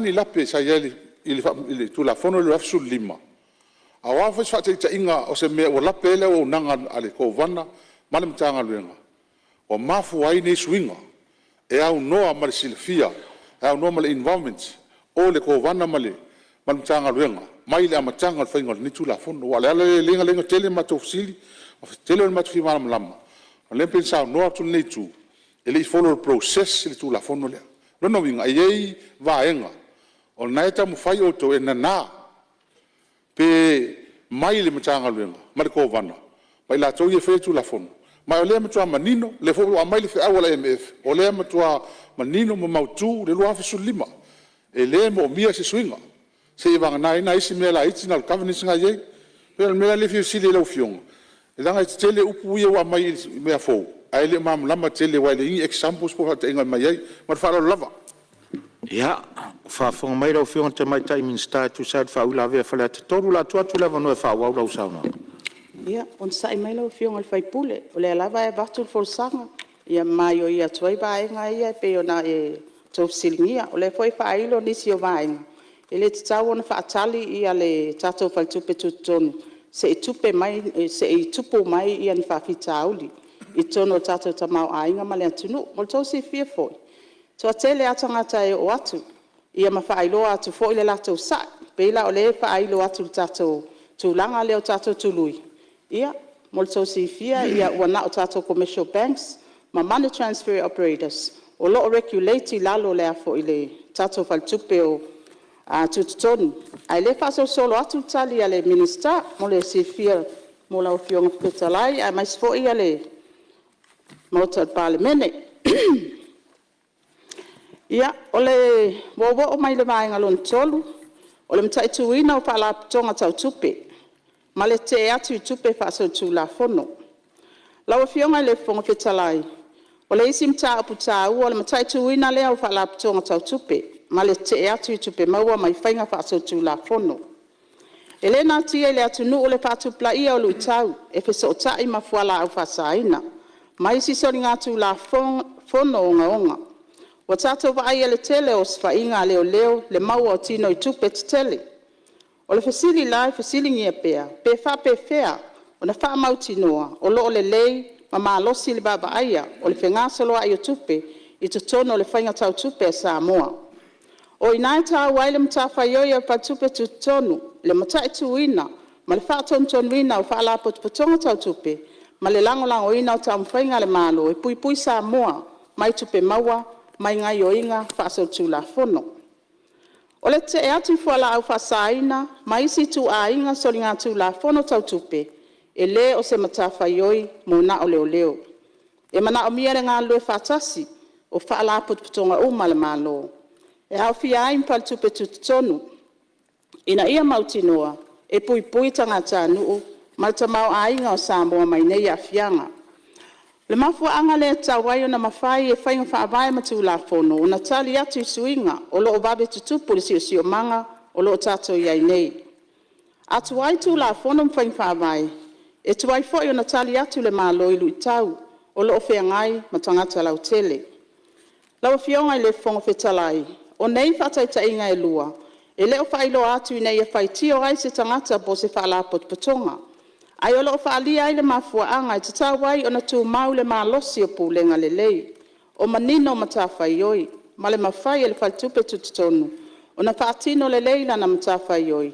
mo le manuia lau tele o Samoa o le sini au tu lava o le nei tu la fono teu o le soani lea e faamalo sia atili le faatinonga o ia matawhai oi mo le saunga le muta o tamau ainga ma le manuia o tupulanga o Samoa le taimi nei ma le lumana o isi mta upulau tele sala ngai sui madu IMF ma sue tusi o fatupe tutonu la wafionga ile fonga petalai o te fia fa popo atu inisi o mta upu sala ngai sui malu o na lo tantonunga e ta wa tele le sao o fa matalanga tu ina atu tutono le nei mauta ai mai se mta upu so tai ma fa nga yo inga o fa la potpotonga au tu le malo sa yesi sa no anga fa pe mai ai fa pe o le IMF e na te su etu sina le fatupe tutono Samoa e ta wa na fa mani no atu le mauta ma le mamalo le atu nu e fa pe A whai o le ubinga o lea saunoanga o le IMF na te whaatinoina ngā luenga tausu e tusi, aloa ia o le whalitupe tutonu, e le sa o lea whaamatalanga. O le whalitupe tutonu e iai o na whainga whaltu la fono, ma whainga whaapulenga e whaatinoina ai ngā luenga tausu e tusi, e au fiai le komiti o su e tusi, ma su e tusi tutotasi, e tusai mai a inga o tu la fono. O le ipoti whaltausanga e whaatinoina e ala i awala ua mai e whaataatia, ma tu ina atu i pūlenga mwhala potpotonga, o lo iai le matawhai oi, e talia, ma ilo ina ai le lipoti. O le IMF e avea mapaanga mo whautuanga tau tamau ainga, ma whainga tau tupe. Ai e leo sana matawhai oi le whaatinoina o su e tusi aloa ia o le whaltupe tutono Samoa. Mata apulanga e winga i le New Money. Lawa fionga i le fonga fetalai, na iai fo ni saunoanga nga i lea mata upu. O te fia whaopopo le saunoanga le fionga le Palemene. Le mtafa yoia so se minister tupe, ma so se malo, e vava ai pea ia vanoa tala fea ngai, e whaalau tele ai ia vanoa ta wati nai, ma puna o alta mau ainga, e manui ai tangata anu. O Samoa se atunu e whaingo fia na afia i malawhale natura. O suinga le tau mafsuia inga le tamau ainga le lanlangi. Ma le mafuaanga lea e te tau wai o na iai se va ainga mamau, ma sa ili pea awala e whaalau tele ai ia vanoa ta wati nai, ina ia le whaalangolango na o le tasi po le lua vaenga le tamau ainga. O le melea a whai si sila le malo i nea vanua fau mo tupe te whawhainga luenga, o teknolosi fau po isi ati nai e mawhai o nafso soani le whatupla ia le tamau ainga, mga luenga mo tangata Samoa o se vaenga masani lava le na o lona tiu tau ave. Mafu anga tu la fon teu teu, ma le whaanga selonga sa mulmuta ia.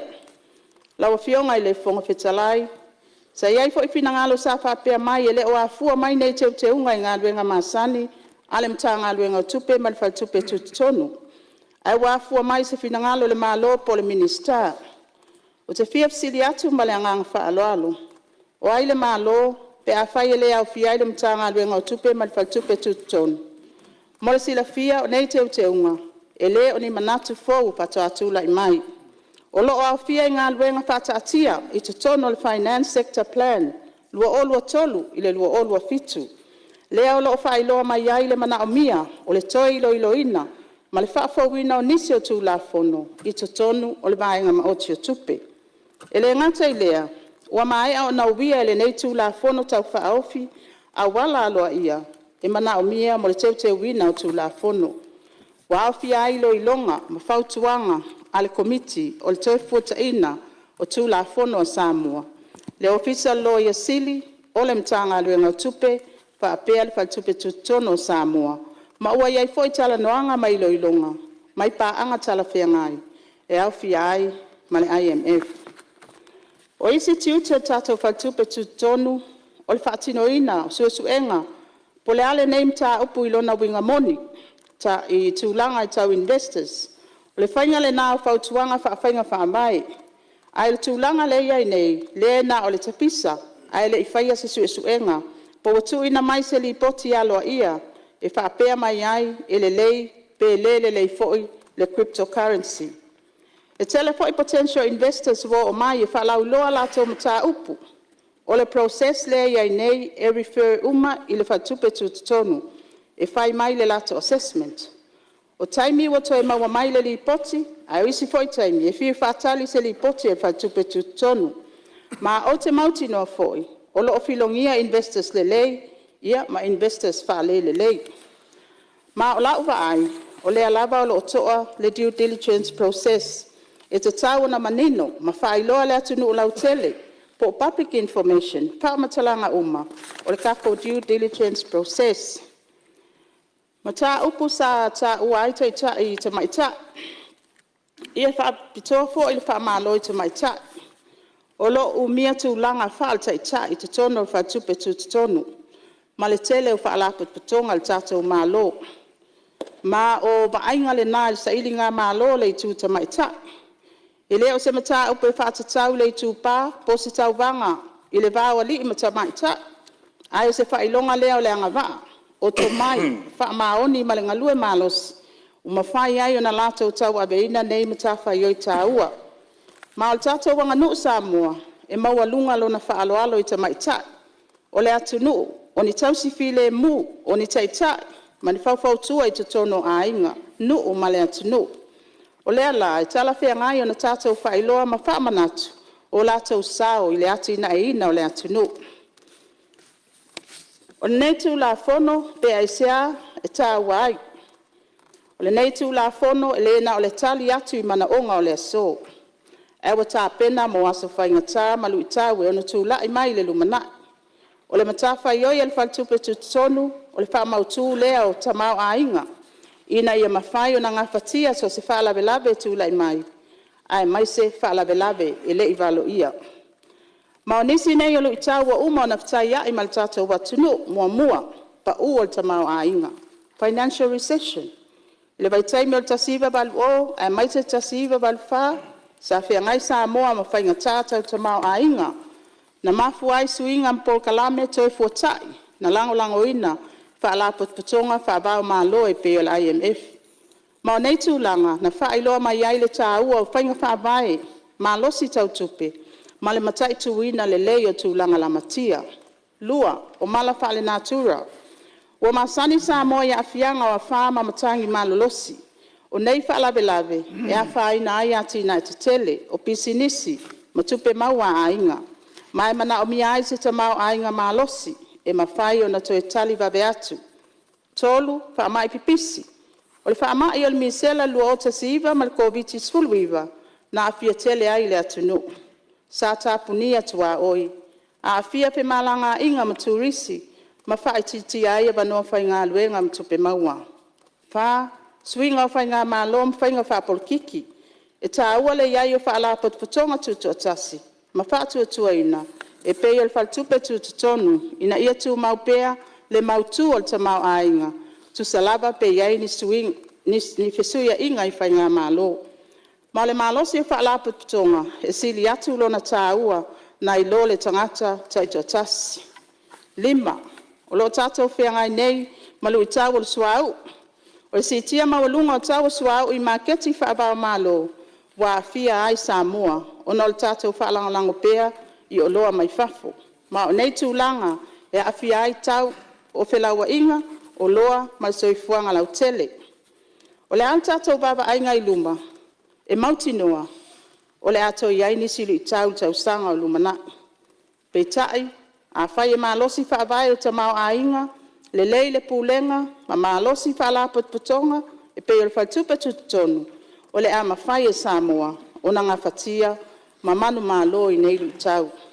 Ma le sini au tu o le nei tū la fono, o le whausia lea, o se tamau a inga mautu, saonga le mu, ma ngā whatau li maina, mō tupulanga, o le lumana. Ia, manatu o le au te lenga le nāla wa fionga i le fonga whetalai, ia, e a ngā ilava i tūlanga o lo o tau mo whai e tatari atu, ia vaenga uma e pei o na pesilingi a fo i ele malo al Palemene mal whaaloalo. Ia fionga tele. Ia, maro whaftai sau noa lau fionga le minsta, lo tula i mai le fionga i le teitai o le itua ngai la tua tula. Lea ua whafonga le mota. E tali mai al malo. E le tulanga ia le tuto tasi. Whai unga whai le ia awane i haafia e ni tulanga whapolkiki. E matuale ai masomatu taltununga saunanga al minsta. Kwa afia le whaltupetu tonu. Wala na utula i atu. Ina ne i awa e Pascal tu la fono. Awa le i tana i atu le vaenga whaile nei. E io eina teu teunga. Matu tele ina teu teunga whaile.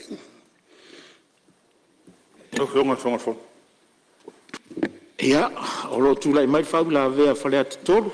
Haftai lava. Haftai le o ole ngala ngale mea ka ole audit.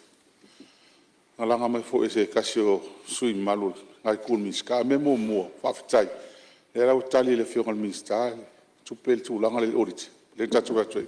o le ai audit le ia le Central Bank le external auditor o le PDO na umana ia ai al mele fa ia tua le mele la IMF. The IMF provides safeguards. The IMF mai la to mo ta iala ma me va ai ia aua le I se esele nga Central Bank le fai mai meo fenga fa vai masani o fenga fa vai ia Luis Fiki New Zealand Australia America mesimia e kai kusa ho ia fenga fa vai ia kasi ia fenga fa vai le IMF le ia e kapsusu ia I le ku mane ku a me kasi ai fa tai ia le o fia pe fenga vai atu o le nga mai le annual report le te pu me ngafi ngai audit mai kua mai fast fulu mo kup miliona le polofiki le Central Bank longa lua o le usa ngole le fionga ile le mele le new money ia fa malu ko o mele mo kan ko e mo kilo kan mo ko investment e ese le new money ese le new investment o new investment ia fa ka yo me kan fai o le new money e fa ese senga me ia cryptocurrency senga sa ngo mai e a mesfela le mele la ngale usa ngon miska le fionga palmia le mele o ko ha vakau economic zones me fa penga alona winga pe ia foringa mai o le e teilanga ia ko kula fongo le fa I kalia me ia me kongo la nga le va ko ilma ko fo kwanga me ia a mesela e ki fi ma la malava la fionga I mafu anga o fa la kele ia va ngoa fa maro ro ile I ka ka fongo o ile le puller Central Bank po pe ai sa mafu anga o fa la kele ai wa le sa ngo me ka ofia fa moku ale o foi ka bokungi o ke le ku la fomo o remove o Central Bank o ko vanga Central Bank mo fa la Malo faftai ia la tua tu leva no te tai o malo. Ia, le ava tu ia le tarifai o le malo. O le ua umana folasia I malai le tali. Le fionga le tamai tai minista tupe whiangai ma le tato Central Bank. O le fionga foi le minista tupe. O ia le ko vana le IMF tato. Ma le ila se si lungatu. La tato worola, la tato tarano lewa batu pufai. O lewa uma me tasi lua toru leu tato o mele solo na toru nei tato taranoa. Ma wa uma foi na mato fola si atu. O le fina ngalo lea o le tato whainga malo. Whainga malo le to te sauno mai e le na o Samoa le nei. Au nei o lo e le lango Samoa. O le winga le na le upu. O le meo lo iei le fina ngalo Samoa. O le mele na fai. Hape ona mātou fai atu. E leo tu ua lo tau fautua mai. Tātou lafo le mamori mau Samoa. Po feo iai e o lo te tepe lato fatu tuanga le mai. A leo fa leo tau langona. E no manatu le tātou ave le iuta. Fa leo pe lo tau nganga te tepe o no lo tau tana tari tanunga. You are responsible for your own opinion. Hey, you are. Pule o tau. Al malo, e le whakaria ia o kou. E whai al malo le mea ua tala whengai mo le malo mo le nei taimi ma le nei no whoinga. Ala le tau no whamanino atu. Pau ala le bala. Le no wau ngani e tuai wala no le wale no formali tupu fia.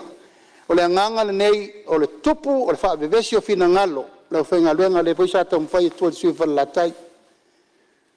E le fa pe fai nei swinga nei ono maiaba tu lau lava le ta o sofa le ai fu fuanga le malo tato vai mo le lumana e le fo le men nei o serious protection ini me se mani me fa le tonu ile lumana ai le fa pe fai atu ko bana le so fa temi nei o le matou le na vai mo mo le lumana ina nei me ande o tu le mai se si ko bana ya na tato o ro le o ngale tal fe ngai na mela ba le matou te ngani atu yo tau mari le fainga fa vai al fainga malo le nei sila I sila sanga e mauai so swani mo le tu e le fai atu le lalolangi wa sweet e fa pela la fatu la tatou so na sweet ile metala fe ngai ma le lei fatu la fonoina ma pui sa mo pui ngale te batu nei a le wa fola sia e tau te e pule o tau Pure lau fionga le fonga talai pe fai stato palo te tau valau po ia langolango tu la fono pe le ai. Au le malo e tu mau. I lona taritonunga o le tu la fono le ni. E manui ai Samoa. Ia o leu fai una lau fionga le fonga talai e tato waloia tu mai le lafo. Ian fa solo leo le maua le abano e toe ave ai oile. Tato komiti ha le fa solo. O mai le atunu. A fio mai Samoa e. A mai o lato fina ngalo e whaari le mele nei nantoe fo i mele tono le tato mot. Ia polo tue soso ni atu le lau fionga le fonga a lewa umana sa usi fina ngalo le mot. E la ave le tunu e toe me whalitara noanga po feo ta atia le lato fina ngalo. Ia ina ia maua le tasi le so ma le ngang whaaloalo. Malo whaftai ia la atu le ia le sui o whale alupo. Taila mo lava noa. E ai lo ngona I maota le saunoanga ta ua le fionga Palemene. Paua leo se tu alalo. Saunoa manino lava. Swinga nei wa fai. E le mo o le ko wana lo iai nei. Whaftai. O le manatu fo ina e le. I fai atu fo isa manatu fa apea lo iai. Ai ta ua lon whina ngalo fa apea mai. Se I fai ne I sau se isi tangata I luma. Le sao. Ale wa fai atu ngal tu la fono e pui pui ai. Ai se ale mea ua ba ai ai I luma.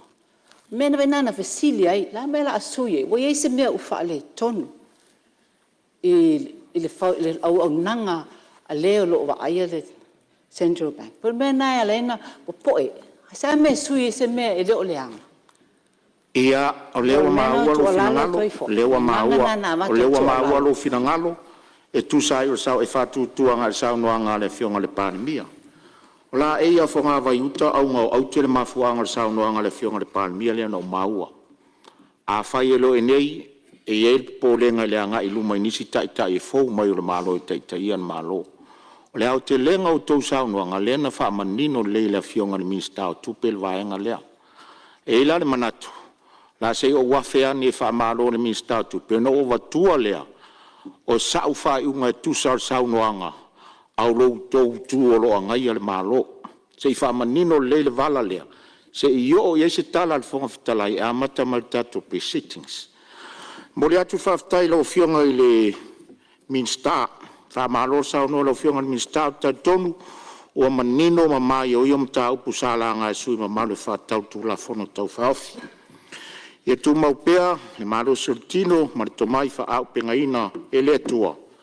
A wā tau ave ino le mtanga ruenga o tupe. Se o wha manino le tūle a tūsal a matanga o tato proceedings. Ina ua avatu le avanoa tau te sao noa le tūla fono tau whaofi nei. Na tamua le fionga te tai o le tua ngai. O langa o lolo o wha mau le official fono. Sao noanga to mua e te ena e le vaenga wha o whai o lo aia ia. A ia tau o tangata tu la fono nei. Peitai, na tu avanoa tu lava fonga fitalai. Langa lai whaafufonga mai o tau tu malo po feo ta oto ai o tau finangalo. Sa wharia foi o tau finangalo ma te talo mai. Se tu atu tu la fono tu te whai taunga mai o iai. Luas fu mar whai tu la tu atu le avanoa. Se iau lia le aso lua. Aar saunga mua ma le tamua le tato proceedings. Te enga e vaenga wha upwhai e puipuia ia tau tangata le tau pipi. Sa uwhatali sa unoanga na mata mai aile le ilo ilonga le tātou tula fono tau whaofi nei. Sa unoa manino lau fionga le taitai o le tua ngai. I lau fina ngalo e au mai o se sui o le pā. O le upu moni sa uwhatali ana whape te sa unoa pe o le sa unoanga leo e sa unoa mai. E ta ui aile vaenga wha upwhai. O le upu moni o le whai unga no foa, le mwhaintu atu se avanoa e au tau. O tau umar vaenga wha upwhai le tau pipi. Ai sea, o Palemene wha temu kalasi e sau noa lor taitai. O lea o te lenga nao se vaenga wha upwhai. O lea e wha tūlanga maalo ia I tonu o Palemene. Ai o te whawhetai, I le atua, o leo te tala le avanoa mo tau. O le vaenga la leo o e sau noanga le fionga le taitai, o le tua ngai tau te ena le tula fono tau whaofi. O le whai ungar no fua, o le tau whai ungar na. Ana se mea ane te sau noa le amatanga e a mai ilunga I se mata upu whaaloto I whale, ma le whai ungar vaenga whaupu whai. o te whaamaruru atu, e le taulana maua tau awa noa. A o te whaftai le atu, le whafonga tau tu malo, whiwhiria o tau. Whēliri whaieri whina ngalo whai pule o lo sao whai i ira vanga whau whai. Pe o lo tau tai tai, po o le tu malo na whiwhiria o tau, o le sa whaatari elu no whoa. A ui o lea, le ua mai whaasisilanga a le whionga tai tai o le tuangai, ia o te whaamaru atu. O la ahalu a tātou le prosese māsani ai whaatino ai tātou. A whai o le whinangalo lava le o le tai o le tuangai o le whaamau ia i mātou. O na o lau o whionga lava te tu la fono. A le tele o au te tele. E a mai a whaafautuanga. O lo au mai whaafautuanga le tele o whinangalo sui. O le naitu o le maotai ngai o le malo. O le mele o te whaamalu lua tuai. O le a tātou ua le prosese ma le whaatatianga o ngā luenga o le so. O le a whaawau iai tu sa o ngā luenga whaatatia o le mota. Sili, po le a whaitauina ne tu la fono tau whaofi o teu teunga tu la fono whai tupe tu tonu o Samoa, lua whelua sun maleono, ilona whaitaunga whalua, o eo finangalo iai sa unua mai le ioi. Au ese le ai, ua manu malo le ioi. Tu la fono e teu ina ele, tu la fono whai tupe tu tonu Samoa lua whisfurma lima. E wha amalo si airi wha aputonga o tiu te tau ave, tu to tasi tu lang tau tupe ma le mwhai te lea tu wha tupe tu tonu Samoa. Ia wha tu wina stai te fono komiti wha tino e tu to tasi, ma ia ai tō whinga manino, wha tu langanga o wha tinonga ma le wha tu lai seina, ma mō mta upu e so tai ai. Tu sai ma tu la fono tu mau, o rea tu inatu tu la fono tau whaofi o teu teunga tu la fono wha tupe tu tonu Samoa, lua whelua sifuru leono, i le komiti o tupe maua ma tupe tongi, mo le iloina ma toe li poti mai le fono au, i se Fonotaga o lumana. Tatou se mai le si tu la fono tau whaofi. Tu la fono tau whaofi o teu teunga tu la fono o tupe teu, whawhai ngā luenga mai fafo, lua whelua sifuru leono, i lona whaitaunga whalua. O te tāpā mar whaloalo lau whionga le minister o pisinisi a la manuia malepa. Lau whionga le whangawhetalai, o te whātau le lafo, e whaitau nei tu la fono tau whaofi, teu teunga tu la fono, te peteu, whawhainga o ngaina, mai fafo, lua whelua ono, i rona whaitaunga whalua, o te whietau tala, whamanama iai. Whalua le minister o tupe maua, minister o tinamata mai tai, ma le minister o tupe. O te tāpālo whionga le minister, mo lau sauna o whamamlam.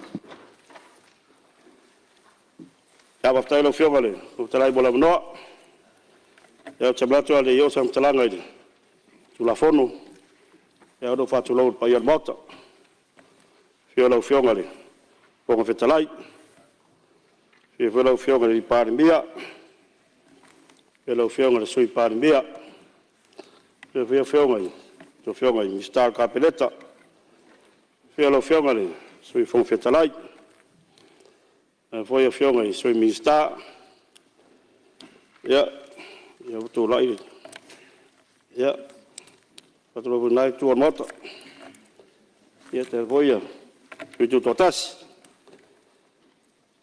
lau voi lau, whionga le whelautusi, o fono, e foi le, pe lo fisa, e foi a polisilio, tanga ruela, sui ofisili, tanga ruela ma, a toga tu moti al malo, e al malo Samoa, poto mai nei, su la adesso. E tu atu foi, fatu loule, fa foanga Samoa, ta poi, me mota malawa, e poi e fatara lei, poi e falanga nu, ia tailan foi pa io Samoa la le tulu mau te mato au lewa ngā fōleata pe whitalai ngā pai atea pai alala tau foi ata tau leia pe sa fia whinga le alta mai tai tu tonga lea foi u tātou sirwhai le maunga wau leo le maunga leo lau mea i te soifua maua ma langi maa le lofa, tātou tāpau siri langi. Via lale atua, o na alofa mnonga le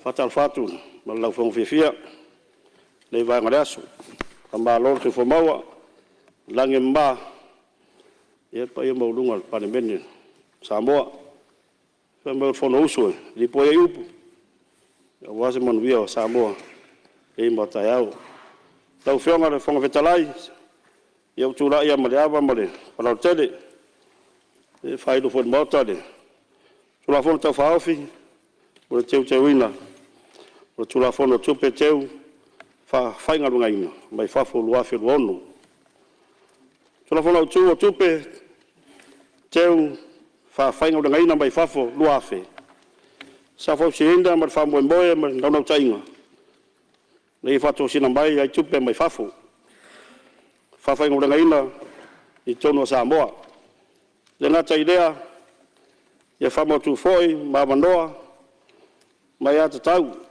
tatou tangata nu Samoa ia wai nga yoinga tau tama ainga ile lua suli ma tau sanga tuana yatu tau mai terminei e o tering swinga mai tawina fa tu no pisilisi le ngata Samoa nei fa pe foi la langi atoa e mo Samoa la vai mai tau matanga wanga mar fainga malo ya o vai swinga ma lui tau le stalaina ma le fatino ina pisilisi ai la tau mai fafo e lo ni tangata nu o Samoa o dis foi o la tau nei o nga lui fai paanga fa paanga ma mo ta tau tangata nu fatino tina e pisilisi lo va bena foi no tau tia inisio business ata tau lava tangata nu mai tiro foi le tu tau le fainga fatawanga yo no pui ai ta tau business lai tinei lau fianga fong vetalai le na esto fa de fainga malo e tau lo nei tu la fono e foi lungo sini au tu nei mo mua e fa manino nisi o foi upu o le tula fono e peo le fawinga ina o faupunga manisi o fai upu fa pela la fua process mo le fatino ina ngarwenga lua toi loilo o tunai fatati anga o le lisi fa leo ma le lisi fatapula i tono tula fono me tolu ilo to ata sanga ai la to mai fafo mo le fa fainga longa ina o ala tupe i tono Samoa ne mo tino la to o lo tar sanga mai o la to tonu ia e ona ina business pa pe foi ma le mo tino e le ai ya la to morianga fa tu la fono ma le ya fia foi ni fainga to fa tupu fa blavi le mo pu ia de mbalu lo tele la tunu ona fa yo ngatasi fa tinonga ngaruenga ilalo le tula fono mai si tula fono awata mo fainga malo e ngaru fa tasi ai official malo fa soai o fa mbongo fa mtalanga fa mo tino ai la to moni yo na ina pisinisi nganga limba ya to fa malosia anga matanga ruenga pisinisi ala maruia madaipa fati noi ala tonga ruenga turi loa ma le mai tai tuina o pisinisi nei mai fafo lau fionga fong talai o lau la loa e oto ma au dili atu nai teunga au tu o netu la fono te faofi o fai pulua tu la fono au tu o le fawinga ina o upu ma fau punga o lo yai tem lei tu la fono e pe o fau punga nei mumua tupe teu fa fainga ngaina mai fafo por the foreign investment lua le o lo teu fa fainga ngaina ana tupe Samoa po le foreign investor non tolu manuia ona po the beneficial ownership o fai pulua pui lua tula fono tu o lo fai loi to ainga pisinisi e tu sa noa exemptions pe le stalaina ilalo o le ne tula fono o no lo le stala fatun tonu e isi tula fono o lo pule aina e le pule ngo tupe fa va ma lo Samoa por Samoa International Finance Authority o sifa o teu ngor fai pule ya fi pisinisi tau si mavaenga po trustee companies o lo le stala i sifa a fai ai ai ndisi wale fatino inda nga yo inga fa pisinisi pe fa ma ondia di sifa o tau lo le stala i lalo le nei tula fono fai tolu ma fa tula fono tu e fa sino i le disi fa leo ma le disi fa tapula o le disi fa leo la ufenga le fotalaio pisinisi ai le mafai e la tau e leo ni tangata nu Samoa o na lato fatino ina pe fainga bengai o le lisi fatapula o pisilisi ai mafai o na lato fatino ina ai inga e ta tau na family ina mombua o teu nga nei fo upo e fiai mombua le vese mai o nei lisi mai de tula fono tu ai fa se atu tula fono fatonton patasi emta yala mo le ilo loina nei lisi lua fa popoina foi fai puivo tula fono tu ai inga mo visili e tai lua tau sanga ai lo nei lisi o fai puono puipuia o tula fono tu o mata fa yo ia committee fa fo tu mo tupe teu fa fa ngaina mai fafo the Foreign Investment Advisory Committee le nei committee la tau te ilo loina lisi fa leo pa le lisi fa tapula o tayala ma fa tinoina o le loina le lisi fa pe ai ma le fa tuaina o le minister il fa tinoina nei longa o teu le fa upu o teu fa popo o le lisi tafa yo le isi tafa yo il committee le ngata ina fa tino le ilo ilona e ilo loina o le lisi fa leo ma le lisi fa tapula ai la tau fa tinoina foi ilo ilonga ma fa tua inga ruenga fa la wiloa fa to sina mai tupe mai fafu e teu fa fanga benga i Samoa pui fitu a o tula fono tu mtafa yo ia mtanga ruenga mtau tau tupe teu fa fanga ngaina mai fafu e lo ia se mtafa yo ia fa tino ina ia mtanga ruenga fa la wiloa fa la witele ia fa maunga fa mtalanga tula fono ma fainga fa vai mtau tupe teu fa fainga benga mai fafu la o fenga fu talai teu ngole nei fa upu fa popo ye lisi le isi mtafa yo mtanga benga le ia la tu fa la wiloa fa la witele public awareness ia fa mtalanga tau tula fono ma fainga fa vai o lo rima tai nai le fa tino ino ngaruenga tau tupe teu fa fainga benga mai fafu Fabu F2P, F2PA, F2C, but F2D. Faiupu ia fa popo tula fono tu e fa sino ilo loina o talusanga e tu ina mai mo tusi fa monia foreign investment certificates e tula fono tu terminei lo fa tula fono ina ai le fa tino ina o fa unga fai talusanga e tu tono sfulu aso talu ona tau ni mai na mtanga ruenga ma fa unga fai e fua i lunga i tuainga pisinisi e fia fatinoina pe fai ai le lisi fa leo ma le lisi fatapula teu ngande ya fia ai fatinoina susuenga o tangata anu mai fafu e teu fa fai ngaruenga la tupe sabo due diligence process toi fa lo tele tembi fatino ai i lo longa o tarsanga mai se fulu aso i le fa yaso o ai ngo tu si fa mbaunia ma fa ai ono fale la fenga wenga o fatanga ina authorized officers i tono pisilisi e fatino ala te wasi singa mo fa mo wenga tula fondo ma tula fondo fatunton Malaisi ia fa ilo mai de tanga tamboni e fa manu e ina tupe o lo teu fa fa wenga beneficial ownership o fa valupi o fa upu nei o tula fono tu mo le whawhawina o tusi whamaunia. I teimi nei, e tau na whawhau tusi whamaunia i tau sanga tai tasi.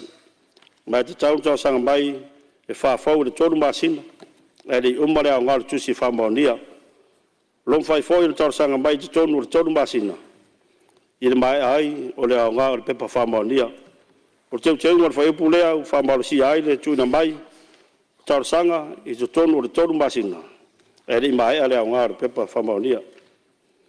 Whaiupu iwa o whaiupu lea tu la fono o tu e whasino i le taimi whatulanga ina o le au ngāru pepa whamaunia. E tasi le tau sanga au ngāi le tusi whamaunia i lalo tu la fono. E o whailoa mai e nisi o le au whaipisilisi. O lea whatinonga e le mautino ai le whauwau o ala atou ati nae. Ina nei te ena ai wa tele la tutupe o maea o na whawhaingo le ngaina. O teu ngar whaiupu lea u whapapoi na ai le taimi whatula ngaina o le au ngāo le tusi whamaunia. Mai le tasi tau sanga, i le lua tau sanga. Whaipu sumba tolu, whaipu lea tu la fono au tu, mo lea ia e tau sanga ai le o te ena sana tau sanga. Po se pepa whamaunia. Whamaunia foi o wha lea ngaina. E toi loilo ai lana mta upu. O se tau sanga o te ena e mawhai o le tau sanga e le minister, mo le toi ilo loina. Se tusi whamaunia o wha lea ngaina. E tau sanga le whamsinonga maurunga. Mo le toi ilo loina. O le teu ngal whaiupu lea lau whianga le. Mo pitarai. Le ai le tuafiaina. O se tangata se sue tutotasi. Independent reviewer.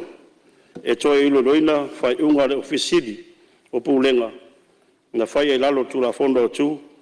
Pea talo sangaina le toi ilo loina. E tangata na fie le na whai unga. E te au lea tele o te vairu peina le sao noa ngalo fionga le mista o si i tairo wa tele. O ne te aluai o tatu tau nuu tatu malolonga masani o le auli, o le melea, la tuatu le avanoa pe ato e taliu mai le mai ai o le tari ngasua, wha ua wali forsanga lo fionga le mista. O lo ua saunia le tatu tau maftanga o le auli, le maotar to filau eti al sana, ia e tali ai lau tau sua.